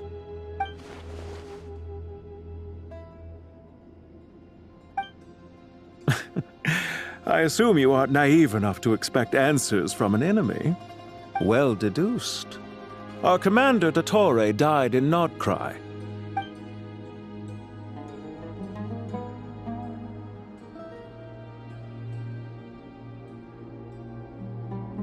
Are you wondering about his true identity? Or do you think there's a big conspiracy behind all this? I wouldn't go as far as to call it a conspiracy. Just the simple fact that having someone to shift the blame on tends to prove useful should trouble come knocking later. The most important thing for now is to solve the immediate problem. Perhaps that man knew you wouldn't have the resources to investigate his background and so didn't put much effort into disguising himself. This is all getting a little cryptic for me. I'll let you guys talk while I take a walk with Lilupar. Jet? Aren't you with the Blazing Beasts? What a coincidence. Didn't expect to run into you here. We're mercs. You can run into us anywhere. Who's this with you? So, did you find the solution you were looking for in the Temple of Silence? You bet we did. This place is incredible. It has everything. So far, we've discussed a plan and verified its feasibility. Building a new system from scratch is out of the question. So our only option is to modify the Akasha using certain resources we hope to find in the mausoleum of King Deshret. According to certain sources in the Temple of Silence, there is a core device in King Deshret's mausoleum known as Aru. Little is known about this device in academic circles, which suggests it was hidden quite effectively. If these sources prove correct, the energy contained within Aru may be sufficient to power our Akasha renovation plan. However, this raises difficult questions regarding technological integration. The sages are still debating it. Yeah, but I'm sure they'll reach a compromise once they've argued it out. The people of the rainforest are always cautious when it comes to desert technology. But times of crisis like this leave us with little choice. Wait, Paimon has a question. Is this the same Aru we've heard of before? It's sealed off, right? Some sort of prison where the Goat King, Ibis King, and Crocodile King are locked up. Well remembered. Yes, that's exactly right. According to our records, Aru was the most brilliant creation King Deshret ever conceived of. Built by divine and mortal artisans working together. It was a miraculous accomplishment, and it lies hidden deep within the king's mausoleum to this day. That being said, what Aru actually does and why it was built, those are deep secrets we are not privy to. Until recently, I wouldn't have been optimistic that the place even exists. The only reason I'm inclined to believe it now is because we heard it from the Ibis King Thoth himself at his temple. The tale of how the 3 retainers of Al-Akhmar were imprisoned in Aru. Paimon totally gets that. When Paimon first heard about it, she thought it sounded pretty unbelievable too. Do you guys still remember that? The Ibis King told us they were trapped in Aru and that they had to answer 3 questions to get out. I think I remember. What causes our rise and fall? What obliterates love and hate? And what determines truth and falsehood? Those were the 3 questions, right? Yeah. If only Nefer were here. She's dealt with the Ibis King before, so she might know more. Oh, Nefer's a friend we met in Notcry. Notcry? Funny. She showed up here earlier. Huh? Yeah. Had another lady with her, too. Both said they knew you. They contacted the sages, claiming they might be able to offer some assistance. Really? They came here to help out? Yes, really. It was just before you got back. One of them said she's made Nodcry her home. If she's the person you were talking about, then... Looks like betting on Aru was the right choice. See? They're right over there. Nicole! Nefer! Why, hello! We're here to help.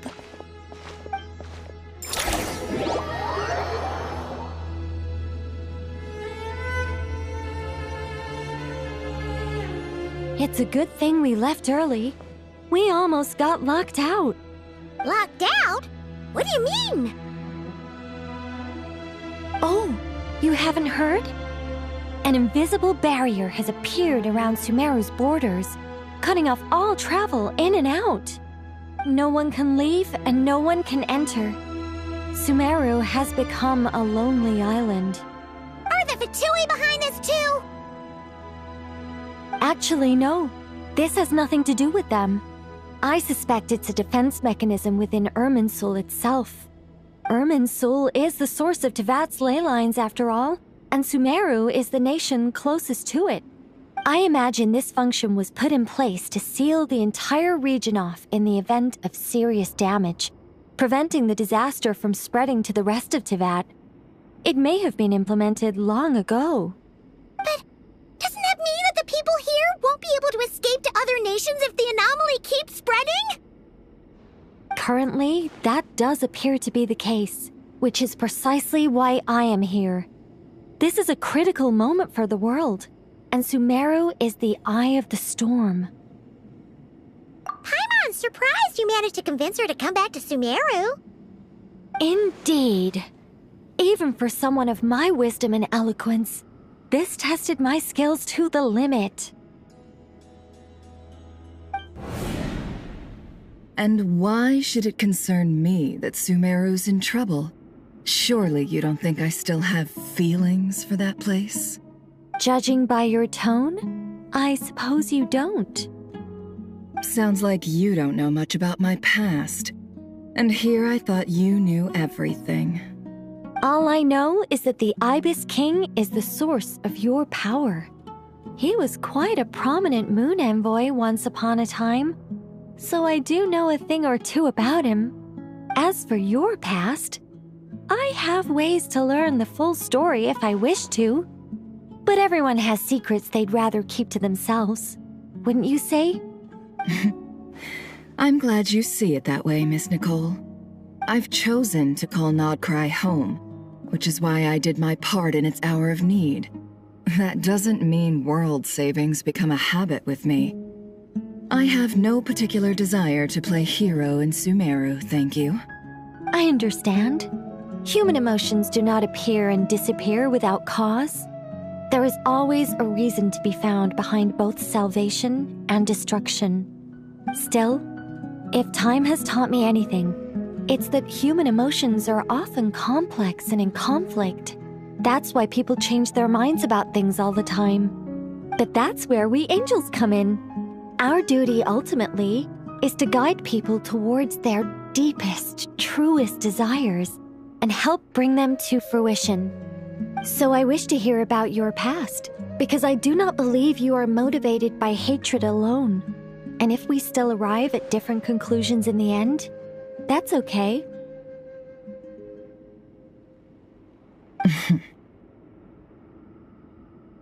I refuse. Wait, what? But I set the atmosphere and everything. Isn't this supposed to be the moment when we finally open up to one another? Is it? Maybe I'm not so good at reading the atmosphere. You're right, Nicole. There's more to me than just hatred.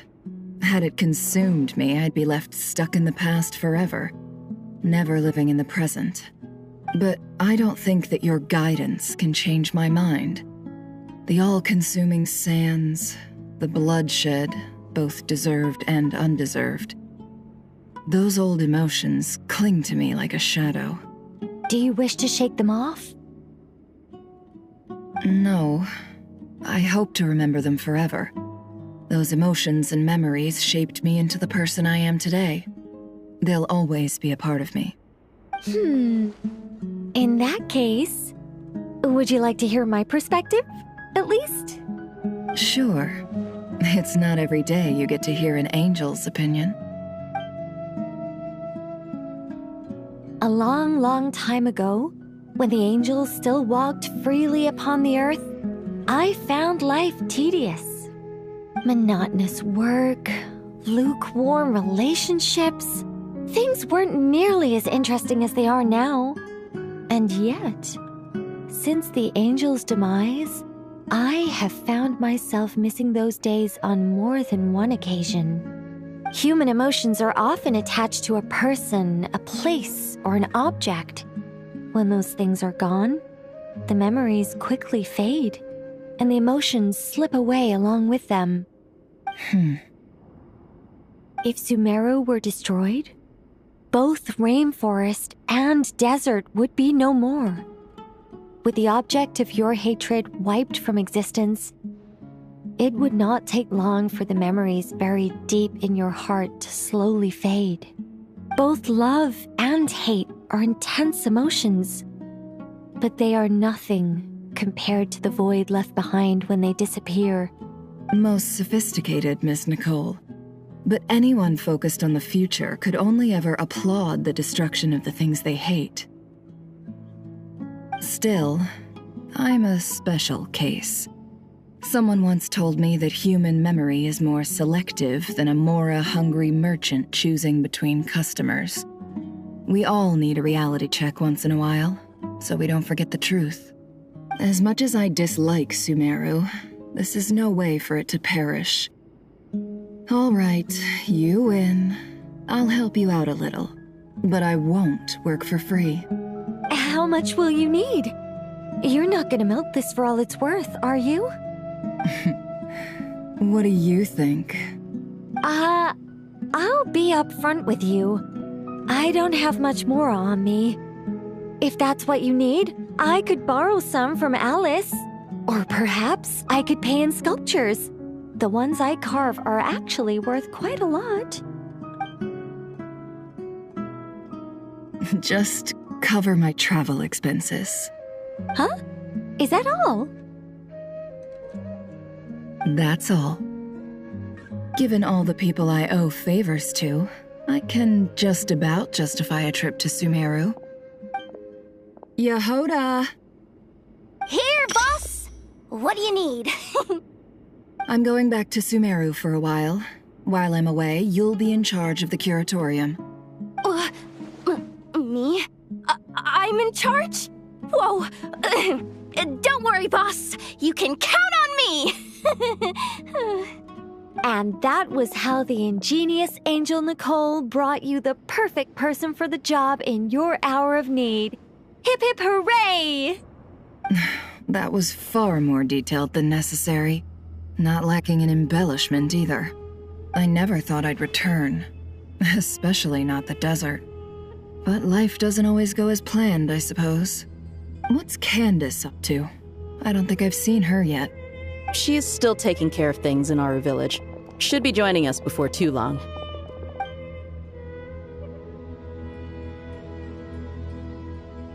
Oh, and sorry. Hope we're not interrupting anything. We have some good news, though. We're planning to go to the mausoleum of King Deshret to look for the legendary Aru, then use it to try and restore the Akasha system. According to records in the Temple of Silence, the mausoleum houses something called Aru's Chute, which can be used to establish connection with Aru. We still have some time before we leave, so there's no rush. By the way, who are these two new faces? Just call me Nefer. I'm based in Nodcry. Did I hear you mention Aru? Correct. Well, I happen to have a connection with one of the 3 retainers imprisoned inside, the Ibis King. I'm here to get things done, so if you don't mind, I think I should come with you. That sounds perfect. Miss Nefer, are you from the desert by any chance? Why do you ask? I don't know. There's a familiar air about you. Plus, you mentioned Candace. Sorry, I don't mean to pry. It was just a random thought. I'm Dia, an Eremite mercenary. My work usually keeps me out in the desert. I'm on good terms with Dory, and she's mentioned you all before. It's nice to finally put faces to the names. However, my associate here is probably less well acquainted with you. Why don't you all introduce yourselves? Actually, I'm a little better acquainted than you might think. Huh? Huh. Are my eyes playing tricks on me?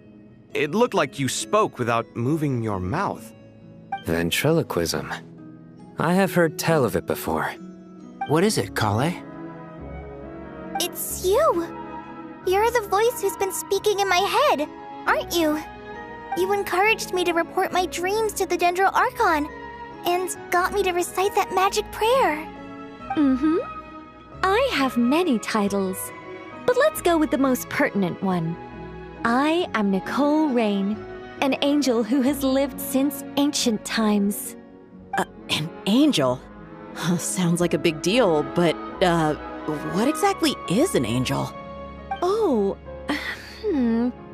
Well, we're a rather long-living race of beings. Not gods, technically, but we can still tell you a lot of stories from ancient history.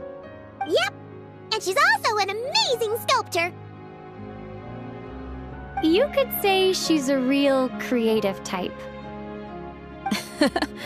Well, ma'am, if both the Traveler and Paimon give you rave reviews, you must be pretty impressive. Oh, please don't call me ma'am. I find it so awkward when people get too formal with me. Just relax and be yourselves. No need to be nervous. Miss Nicole, if it's okay, could I ask you a few questions? Yes, you may. I can see your heart is filled with confusion, and you are desperate for answers. I also know which questions you want to ask me. Why did you dream of Sumeru City in disarray? Why did those verses soothe the Jinn only when recited by you? I can guide you to the truth, but it involves a personal secret of yours. I'd prefer to speak with you alone, if possible.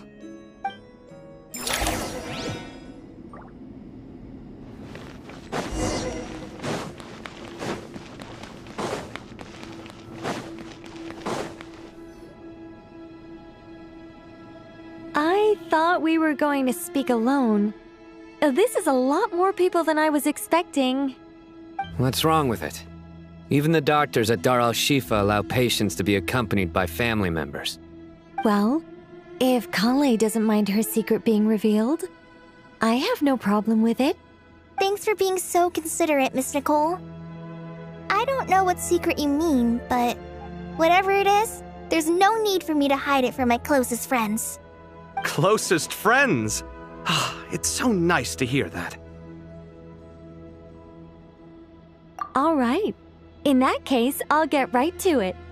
Kale, are you aware that there are god remains inside your body? I am. When I was young, I got sick with Elazar. Nothing could cure it. The Fatui convinced my mom and dad that they could help, and I was sent to an unfamiliar place. There were a lot of other kids just like me there. This creepy guy injected us with some strange medicine, which I heard contained god remains. I can still remember the pain like it was yesterday. But thanks to the friends who've stuck by me all this time, I've gradually been able to overcome those memories. Anyway, so you're saying that what happened to me has something to do with the god remains they injected me with? Yes. Those were the remains of Nabu Malikata, the goddess of flowers. What? Huh. Fascinating. You don't seem surprised like the rest of us. Why? The possibility crossed my mind when Kale recited the Goddess of Flowers song and calmed the Jinn. Ah! You made Paimon jump! What are you doing here, Lilupar?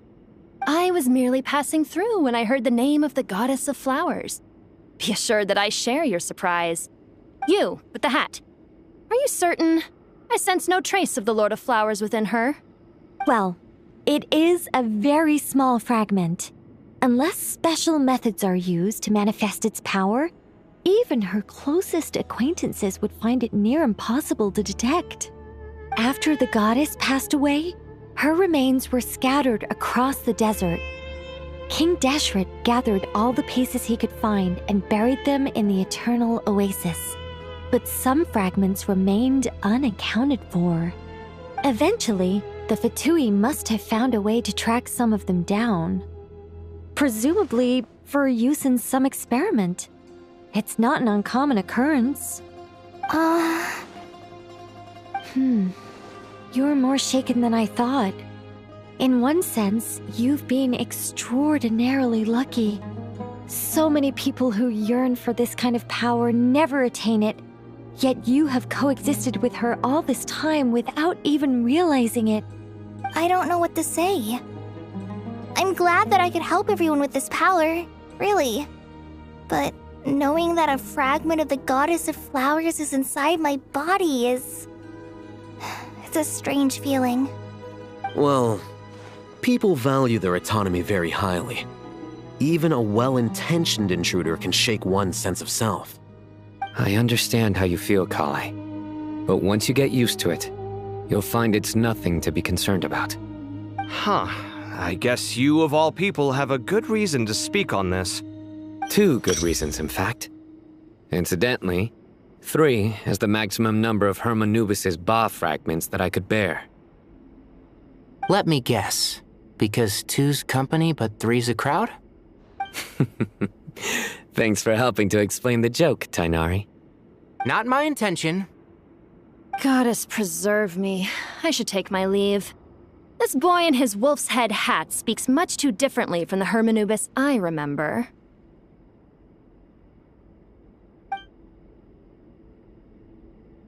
Kale, all I'm trying to say is, no matter how many Hermanubis fragments there are within me, you wouldn't think of me as Hermanubis. In the same way, you are simply you. Yeah, I know what you mean. So about that dream I had, was it a warning from the goddess of flowers? Yes. Just like me, she was an angel created by the primordial humans, born with the instinct to guide living beings. Though her body and soul have perished, her essence retains its natural instincts.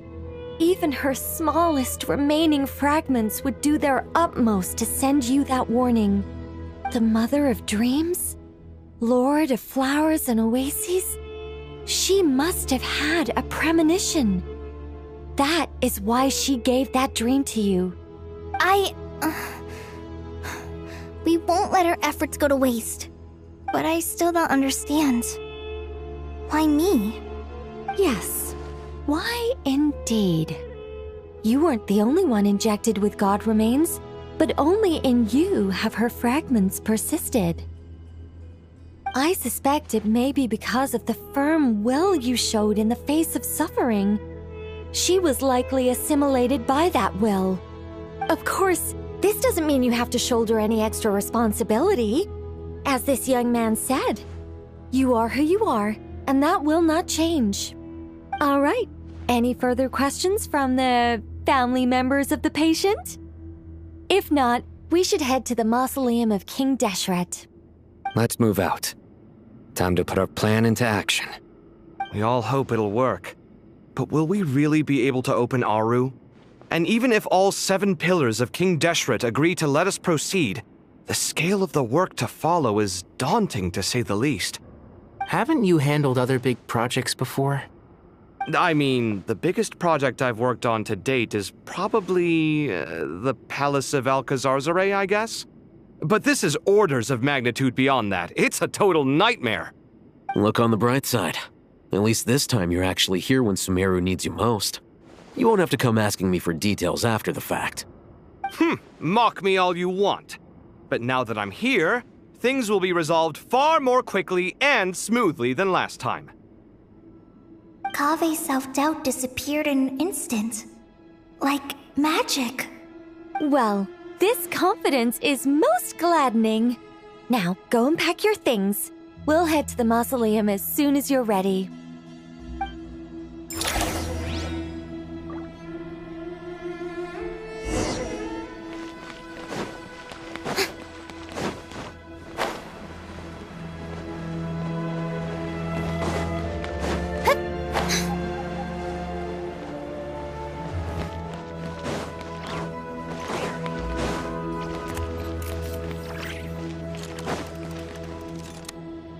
Oh, Miss Nicole.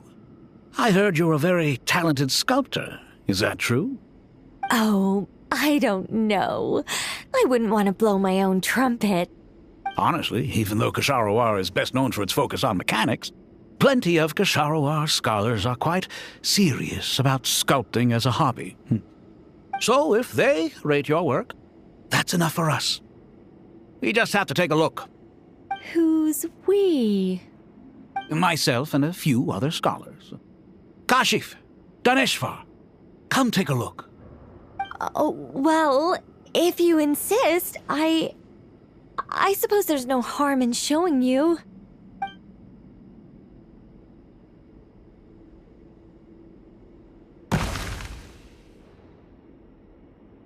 Whoa! Where did that come from? Look at the level of detail. It's so lifelike. The squirrel descends from the heavens like a champion, and the earth trembles beneath its feet. What do you think? Striking, isn't it? Kave? Kave, come here for a sec. Oh, and Madame Faruzan, didn't you used to study in our darshan? Come take a look. All right, but hang on a moment. I have to finish reviewing this proposal first. You called? What is it, youngster? This squirrel statue. Isn't it cute? Oh, a squirrel. I wouldn't say cute per se. The realism is what stands out to me. Were you trying to carve a statue of a hero, young lady? Oh, a hero? I suppose so. Actually, I didn't really have a specific theme in mind. I just started working on it, and this is how it turned out. I see. Well, do you tend to read novels about heroes in your spare time? As a matter of fact, I do quite enjoy those. Everyone loves a good tale of daring do, right? Then perhaps this statue represents the heroic tale you long to see deep down inside. Also on the subject of heroism, I feel that if the subject posed with a finger raised towards the heavens, it would lend a greater gravitas to the overall image. I'm sure some would call it cliché or old-fashioned, but not me. I think it would be a perfect fit. It has a certain classical beauty about it. Kaveh! Sorry, Madame Faruzan, I'm a little busy right now. Don't wait up for me. What a pity. That young man has excellent aesthetic tastes. I was hoping to ask him for his opinion. What a genius idea! Why didn't I think of that? Classical beauty is a great direction to explore. That's it. Once I get back, I'm going to sculpt a heroic squirrel pointing its finger towards the sky. Precisely. A declaration of victory. You understand my vision. Then place the two statues face to face. Yes! That's exactly what I was thinking. It'll be a masterpiece, Miss... I'm sorry, I didn't catch your name. Just call me Nicole. Madame Faruzan? Was it? What? No. That wouldn't be right. Why ever not? Madam is a state of mind cultivated from within. Anyone may call me Madam if they so desire. My dear Miss Nicole, once we make it through these trying times, should we have the pleasure of meeting again, I shall look forward to seeing your new work. In this day of age, it's rare to find people with an appreciation for classical aesthetics. Meeting you was truly a pleasant surprise. Honestly, I feel the same way. It's been a long time since I met anyone interested in this style of statue. Clearly, they don't call you Madam for nothing. Also, I have to say, you're a very good judge of character. Because when I think about it, I really am someone who likes stories about heroes. That must be why I've quietly kept watch over generation after generation of them. Sorry, keeping watch over heroes? What exactly do you do for a living? Oh, never mind that. Let's not tell Madame Faruzan about Miss Nicole's true identity for now. Good idea. Let's limit the conversation to aesthetics.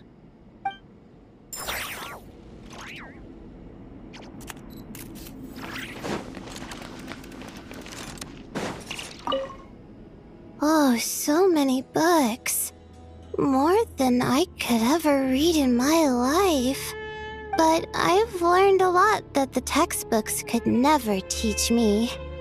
I never realized that people in the distant past thought about some of the same questions we ponder today.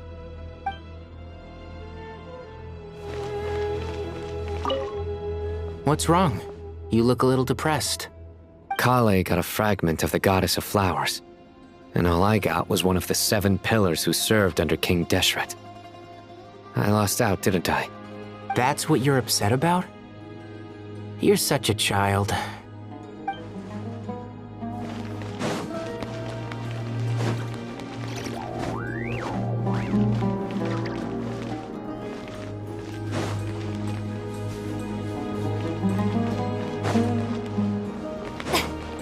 Good to finally meet you in the flesh. It's a little surreal seeing you here after exchanging letters for so long. In my head, the boss of the Curatorium of Secrets didn't look so young. Sounds like you have some history then? Any budding mercenary group needs a steady supply of intel. They, in turn, can prove an exceptional source of the same.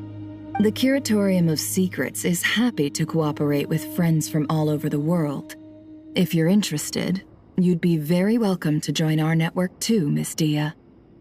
Can't say no to a solid partnership, especially out here in the desert. Having intel can mean the difference between life and death. But cooperation's built on mutual trust, and there isn't much contact between the desert and Nodcry. So I'm guessing you reached out to Jet first, Miss Nefer? What's behind your interest in the desert? Nostalgia? Or is there someone you're looking to take care of? Let's put all our cards on the table first. Things will go more smoothly that way. I like your style, Flame Mane. Actually, I had this same discussion with Jet before we started working together. To be clear, I have no intention of using you for any ulterior motives, and I have no enemies in the desert as things stand now. Were that to change, I wouldn't drag outsiders into a conflict that doesn't concern them. There's no point in doing certain things if you don't do them yourself. Wouldn't you agree? Well said. Taking responsibility for one's own affairs is the way of the desert folk. Huh. It's like you're one of us. You sure that's a compliment? Absolutely. I'll take it. Perhaps we can discuss our cooperation in more detail now? Sure. I love working with no-nonsense people. And you certainly fit that description. I look forward to a fruitful partnership. As do I, my friends.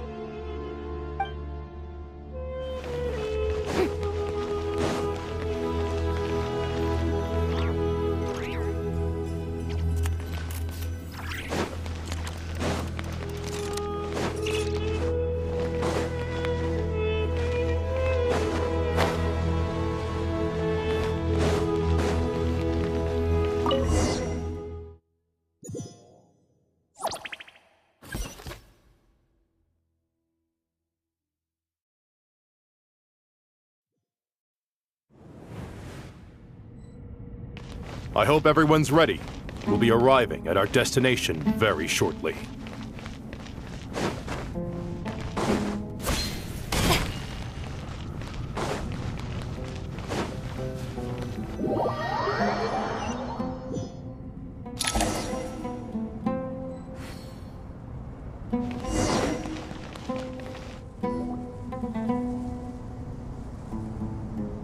Why, we've not seen so many visitors ever, really. What is this place now, a tourist attraction? Ah, closer inspection reveals many familiar faces. To what do we dusty old fellows owe the honor? Surely you're not just here to chat. You surmise correctly. We are here to carry out a rather enormous project. Ho, enormous, you say? How large, then? Larger than the gaping void in our lives? Why, you've even put a smile on Goatee and Crocco's faces. All this activity is making for quite the special day.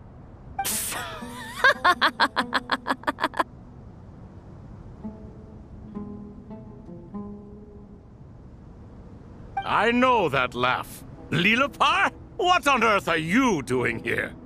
Oh, this is hilarious. Turns out good things really do come to those who wait. As long as you stay alive long enough. When did you three get locked up in here? And still you act all high and mighty, putting on a show for the younglings. Truly hysterical. Why, you... Yes, I know, no need to shout. You're right, Lilipar. Goatee, Crocco, and I all have the same problem. But didn't King Deshret seal you away? How did you break free, and how did you get in here? Who knows? Perhaps you can ask my master one day, should you ever get the chance. Behold, the executioners of old. Some have turned into fragments residing in human bodies, and others are imprisoned eternally, leaving not a single shard behind. It's almost tragic, watching lowly prisoners like you act all self-important. Curiosity gnaws at you, doesn't it? Your interest in the outside world threatens to burst you at the seams. I'm starting to take a liking to this magic bottle lady. Time is of the essence. Let's get down to business. We come to you, O three ancient lords, to request your assistance on behalf of the Academia. If we can help you regain your freedom, then please consider lending us your aid. As for precisely what we need your help with, it's a long story. So, to demonstrate our sincerity, we are prepared to first resolve the problems that plague the three of you. All right, stop arguing, Crocco. And Goatee, don't you start. What's the harm in letting her speak? It's not worth getting so angry about. Forget about her. The three questions are the crucial thing here. But Do you really have a way to answer them? You once answered the final question, Nefer, but the seal did not open. Unless, with the passage of time, you have found a new answer? You could say so. When you first asked me what determines truth and falsehood, my answer was a liar's soul. Liars are the best at seeing through the falsehoods of the world. But if you want them to tell you the truth, you have to reach their soul. I think that makes sense. I found it quite compelling myself, and I told Nefer so. Unfortunately, it brought us no closer to liberation. Well, that's simply because it was my answer, not the one King Deshret was looking for. Can you guess which answer Al-Ahmar wanted then? Time. And that's not only the answer to the final question, it's the answer to all three of them.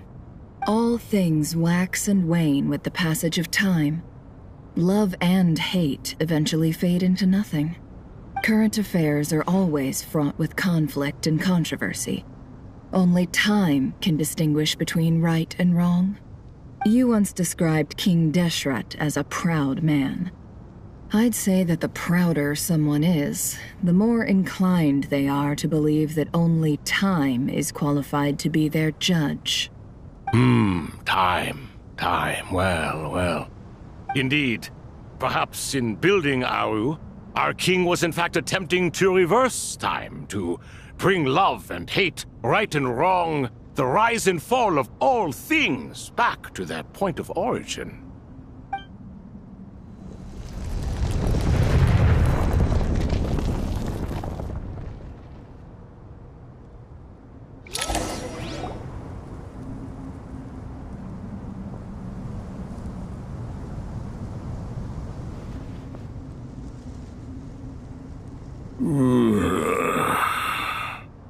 This is the most eventful day I have experienced in a long time.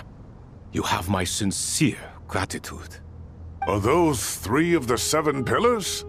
Turns out the statues were quite faithful to the source. You three seem to be in good spirits. Prison can help a person grow and learn to cherish what they have. Nevertheless, after everything you've done for me, I sincerely hope you never have to experience it for yourself. Hello, Nefer. It's good to see you, Thoth the Ibis King. Nice. Definitely puts my mind at ease, seeing you two getting along so well. Should we maybe introduce ourselves, or... Sure. I'm Sethos, the current leader of the Temple of Silence. This is General Mahamatra Sino, and this is the former Spantamad sage, Cyrus. But I'm guessing none of that means a whole lot to you. Everything is equally new to us, in truth. We've been gone from this mortal world for longer than you can imagine. But let's hold off on the introductions for now. We can always ask Nefer about you later. It'll give me something to talk about with my chosen disciple. You're like a helpless parent. Gods and people of yore are not necessarily welcome in today's world. Self-awareness is one of my finest qualities. I thought I ought to share its fruits with you two. Is that so? Well, I think we'll take it in stride, just as we did with the 3 questions. Let's not forget, it was my persistence that won you both your freedom. Fair point. I have to applaud your persistence. And I must praise you for your wisdom. Now, state your wishes, young ones. I'm sorry?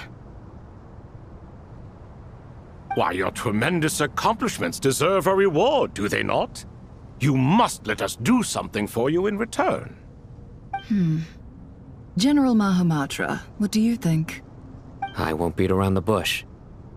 Sumeru is facing a crisis the likes of which have never been seen before, and we need your help.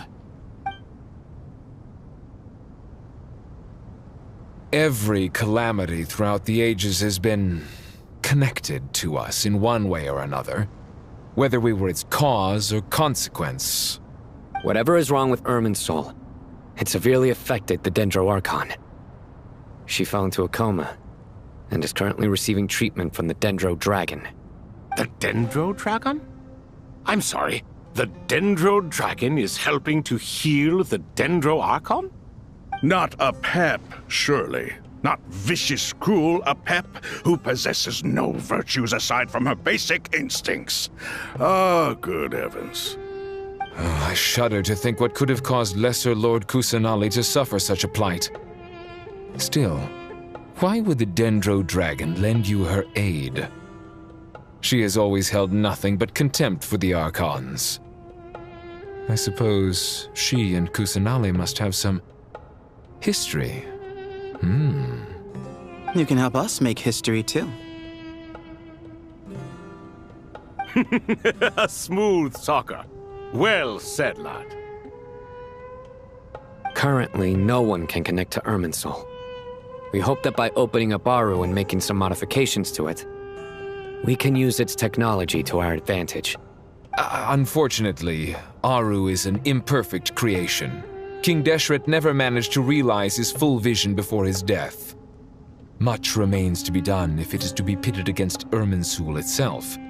Besides, I hear your reasons, but to give Aru up over such would be... The archaeological records clearly indicate that although Aru's construction took a long time, it was not beyond human means to achieve. Modern technology should solve the efficiency issues. We have no choice but to go all in on this.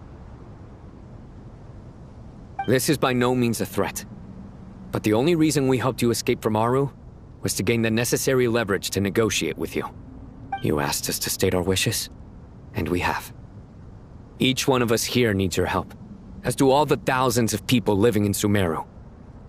They need you, and they need Aru. What do we think, my fellow old fogies? Shall we lend our support or not? Since you ask so nicely, naturally. Naturally what? Are you for or against?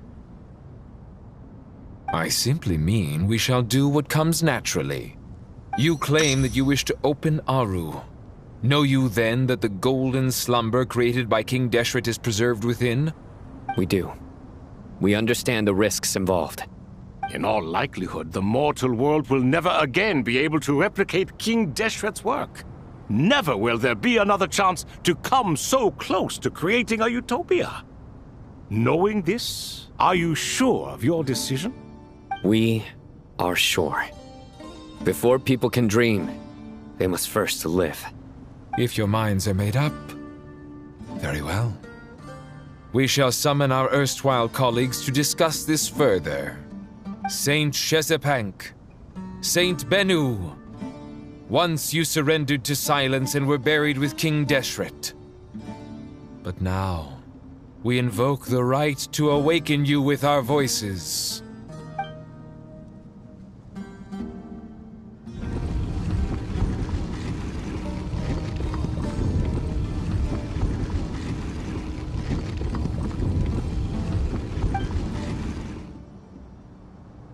Saint Bennu, responding to your call.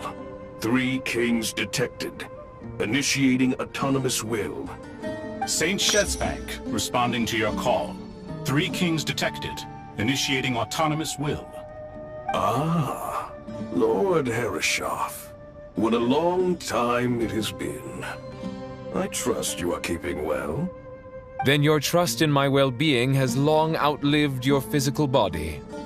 You have always opened with that same phrase, in life, death, and now even beyond. Al-Akhmar is long gone. What is the reason for this meeting? You're awake? Good. We are voting on whether to give the people of present-day Sumeru access to Aru and permit them to perform technological renovations. You have the right to support or oppose the motion. Aru is the pride of Al-Akhmar. Opening Aru requires the unanimous consent of the 7 pillars. I hope you have a convincing reason to present to us. Sumeru is currently in the midst of a major calamity. Let us not forget that while Al-Akhmar was a stern ruler, he was also a teacher of wisdom. A god without his people shall cease to exist, and King Deshret's greatest wish was to provide protection for his people. Let us then honor our God King's wishes as we consider our decision.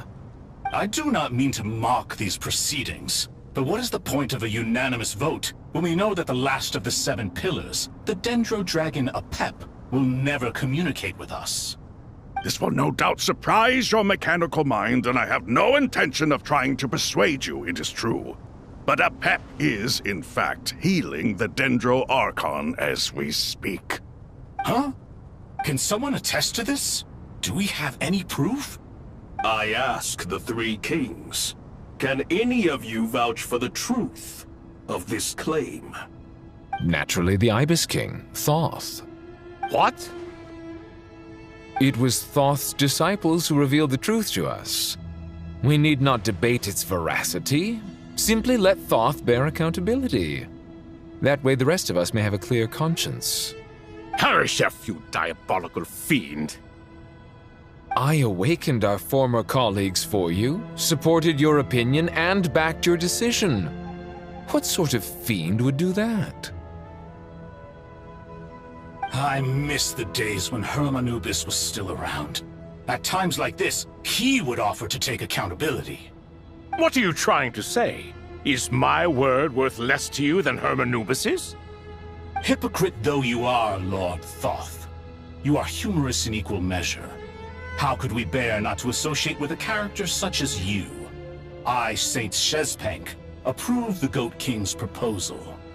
Since King Deshret is no more, we shall receive no reprimand for acting beyond our remit. Nevertheless, I sincerely hope that those before us understand the significance of what they intend to do. Remember, the moment that Aru is liberated, the myriad souls residing within the Golden Slumber will return to the ley lines. And once the ley lines flow again, these souls shall in turn be received by Irminsul. To take this step is to bring the perfect afterlife created by our king to a permanent end. We understand that well, and we have decided to proceed regardless. Furthermore, the contemporary human perspective would contend that confining souls in this way is no act of benevolence. The deceased have a right to rest in peace. King Deshret's creation is clearly a place of rest and peace. It is just that many do not see it this way. But no matter.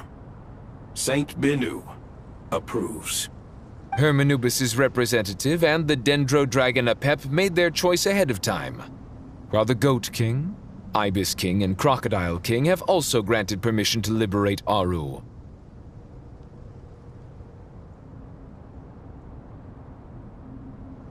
By the grace of His Majesty, guided by his wisdom and will, let the gates of Aru be reopened.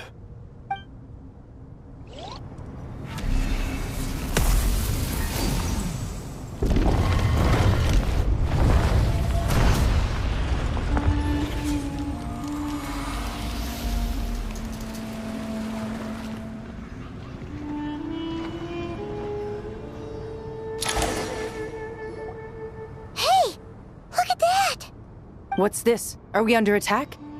No. Wait, it's...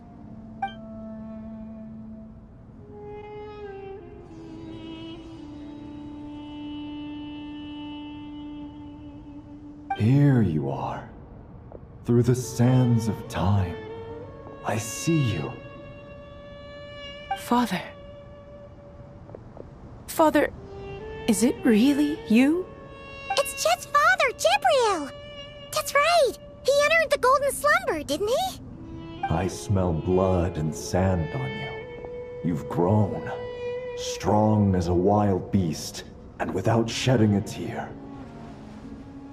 You have to leave, don't you? Please, just answer me this. What should I do for you? This meeting is a blessing from the gods. My soul once imprisoned along with that of Samael, is finally free. I am truly grateful for the chance to see you again. That the dead should meet the living is itself a miracle.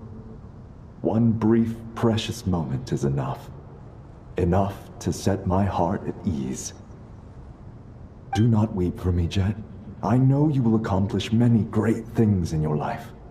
You will go further and climb higher than I ever did. All I ask is that you take good care of yourself.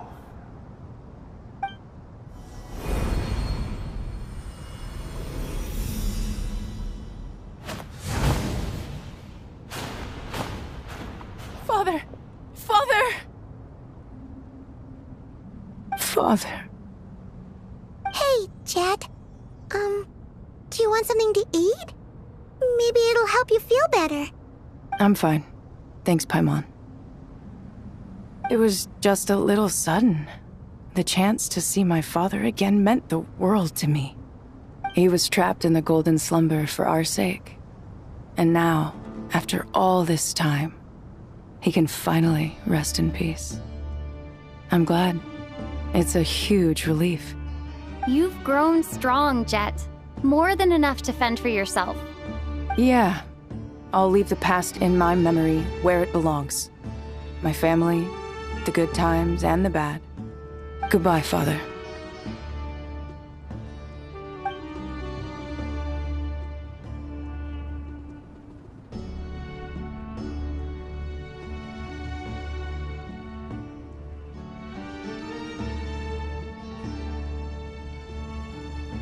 Ah, me, what a touching reunion that was. It seems we did a good deed today. We three retainers, once imprisoned for our iniquity, are surely the least qualified to judge whether this deed is good or bad. Either way, Aru is open. Now you have your opportunity, and with it, whatever trouble may ensue. Although Aru was created by a god, human craftsmanship was nevertheless required to build the gate that connects it to this world. Perhaps the relationship between gods and humanity follows a similar principle. As for your proposed renovations, we cannot determine which functions to keep or discard. Proceed as you see fit, but please entrust the task to your most accomplished scholars, or Bennu will be most displeased. It matters not. The Ibis King shall be accountable if any problems arise. Ibis, you chose to take on disciples, and so it follows that you must accept the risks of associating with humans.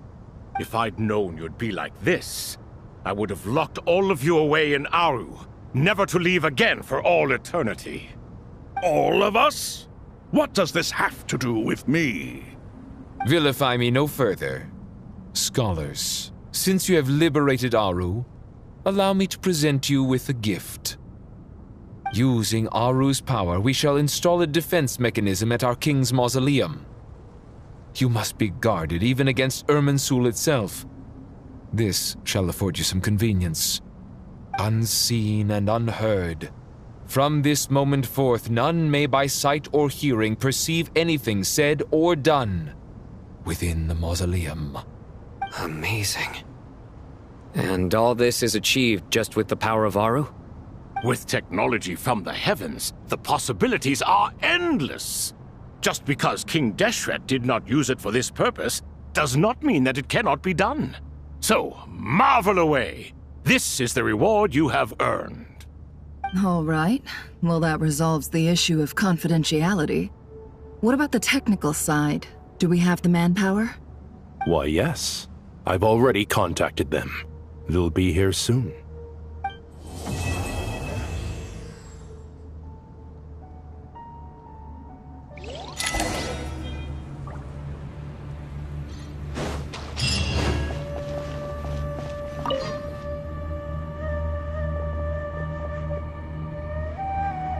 You must be the ones tasked by the Academia with renovating Aru? That's right. Good afternoon. I'm Kaveh, and these two are Termezi and Naisaburi. Hey, I'll hate them. come and introduce yourself. We've met before. This is Thoth, the Ibis King, and everyone knows these two. Afternoon, gentlemen. I've only ever seen these two in murals. Ah, the paintings in the temple. They show us chatting, playing cards, playing chess. Precisely the activities we most enjoy, funnily enough. No, only you enjoy playing chess. We were just humoring you. I wouldn't go that far. Back to the matter at hand. A preliminary assessment by the academia indicates that this project requires expertise in various disciplines, including the deciphering of ancient texts, mechanical engineering, the restoration of ancient ruins, and elemental theory. The most capable minds in their respective fields are here before you. If there are no objections, we'd like to begin our work. The artisans who built Aru for Al-Ahmar gave their very lives to create this splendid work. Follow their example by giving your utmost devotion to this project. I didn't know that. We'll do our best, of course, but we certainly won't be sacrificing our lives. Such brazen words. Humans these days are a far cry from their ancestors. What little respect you show for King Deshret. No, that's not what he meant. Please, don't mind him. He shares your sentiments, just not your, penchant for hyperbole. Assuming that's what you were going for?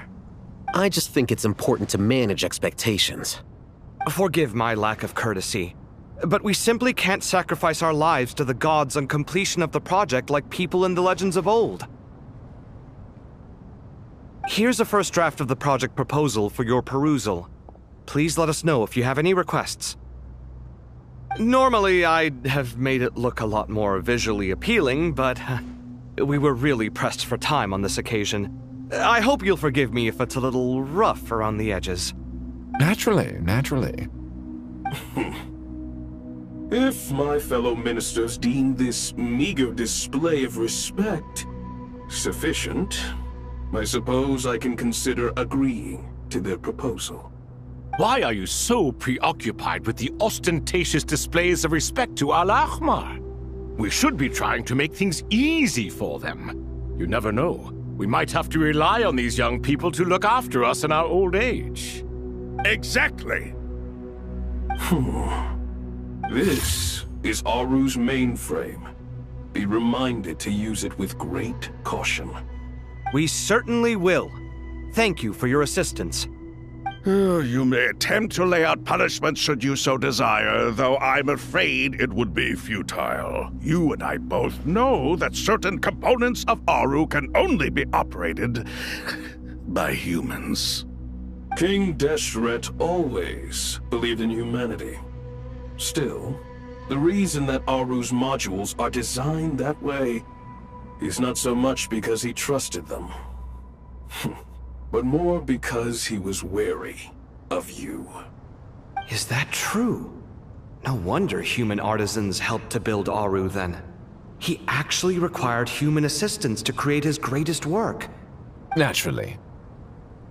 Have you noticed that the Goat King keeps giving superficial responses?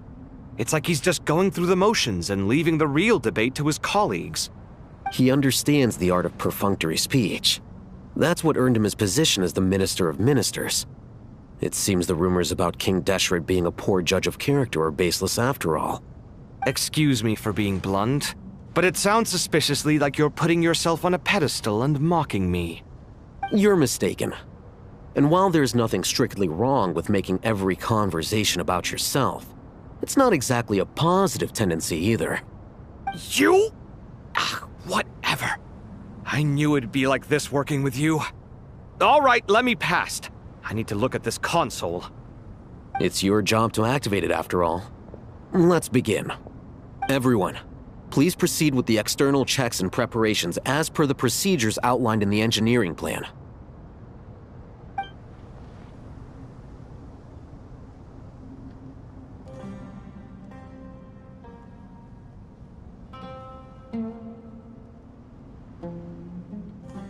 Hello there, youngsters. Whoa, the Ibis King came to life. What do you mean, came to life? I've been alive the whole time! You did say we could start our research, right? Are you having second thoughts now? I've reviewed the proposal. The work you're planning to carry out on this grand device is ambitious in its scope. You have ample confidence in your abilities, I take it? I wouldn't say I'm feeling hugely confident, but given how bad things are, I'd rather at least try something than sit around waiting to die. You are the top scholars of your day. I trust you are aware that there are countless links between Aru and the Akasha? Aru and the Akasha? But I thought the Akasha was the Academia's greatest technological accomplishment, created years ago by the Dendro Archon to help her people access knowledge. And you too? Do you not know either? You've read the instruction manual, right? You tell them. An instruction manual? The Akasha has an instruction manual? The Dendro Archon is a kind and thoughtful god indeed. It used to sit on a shelf in the corner at the House of Dana. Not the most popular read. If the manual is to be believed, Aru was in fact the original inspiration for the Akasha system. What? But there are so few records about Aru anywhere. And practically none of the scientific expeditions into the desert had anything to do with it. Ah, but this is something you could not possibly have known. You may have heard many stories about the desert, but what is the most important aspect of history?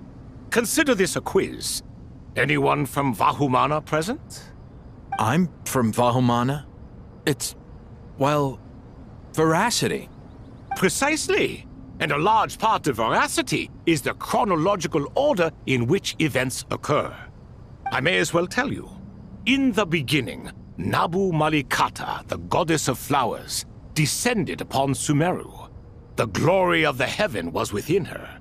She brought life, oases, and knowledge to this land. Then she created the Jinn, enlightened them, and ordered them to serve her. 2 other gods also walked upon this land where wisdom flowed in abundance, and the 3 met beneath the great green trees. It was the first and greatest alliance.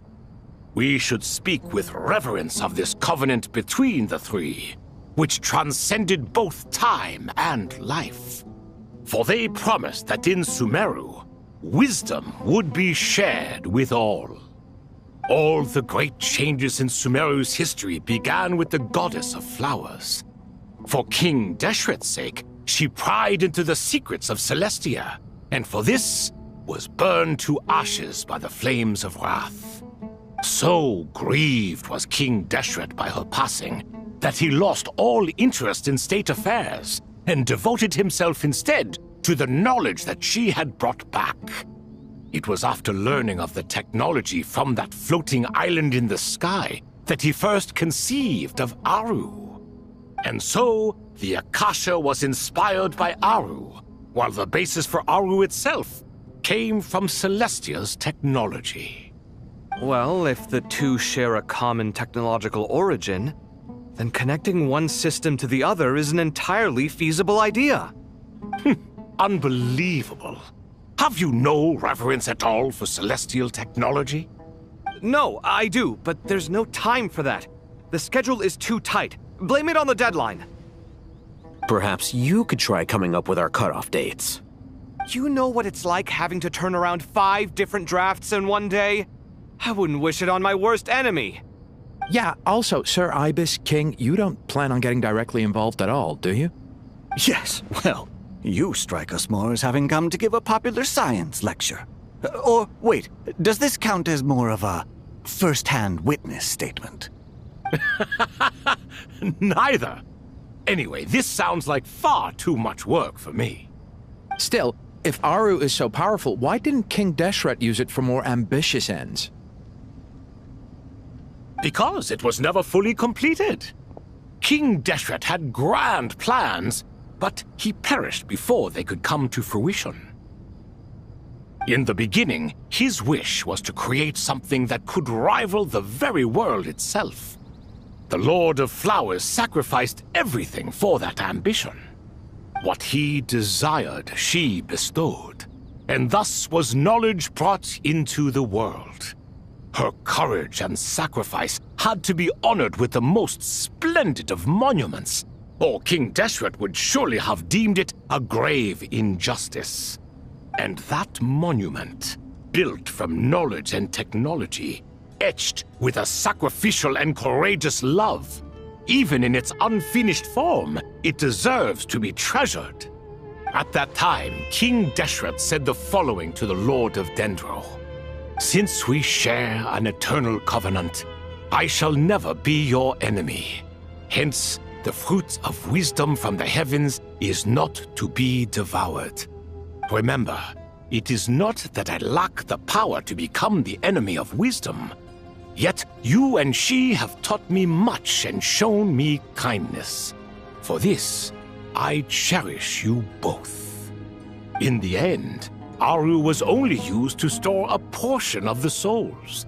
It was but a primitive form of the masterwork the king had envisaged. His final hope for Aru was to return to the past, when she yet lived.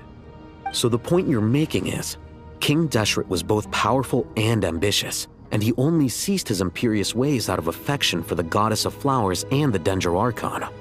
You could see this as an act of mercy, but you could also see it as the sentiments that lay between these three gods placing constraints on him. This was, after all, the foundation of the alliance between them. This explains why Aru was both a prison and a monument, and why the answer to the three questions was time. You have to be careful who you get involved with, or you invite all manner of misfortune. This is as true for gods as it is for humans. Love is the same. It is both a prison and a monument. All right, let us pause the story here for now. Seeing as you've been so diligent, I'll offer a little help. Who's in charge again? Is it you two? Ah, yes, me and him. Now then, close your eyes. Wisdom hides in the space between the tangible and the intangible. It is to convey the incommunicable through the simplest of mediums.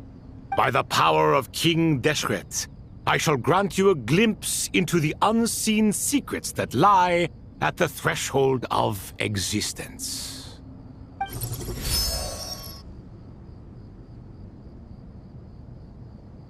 Where did this come from? Is it a new mechanism? It looks more like some form of externalized information. You've rendered it visible? Just as the Akasha allows you to access a greater range of knowledge, the power of our king permits one to perceive ingenuities that do not belong to this world. This is no ordinary mechanism. It reflects the internal structure of Aru. Whether you choose to increase or decrease, keep or discard. Come, use these to achieve the outcome you desire. Looks mechanical to me. Better let me handle it, just in case. But wait, how do I get up there? Turn around. So that's where the elevator is.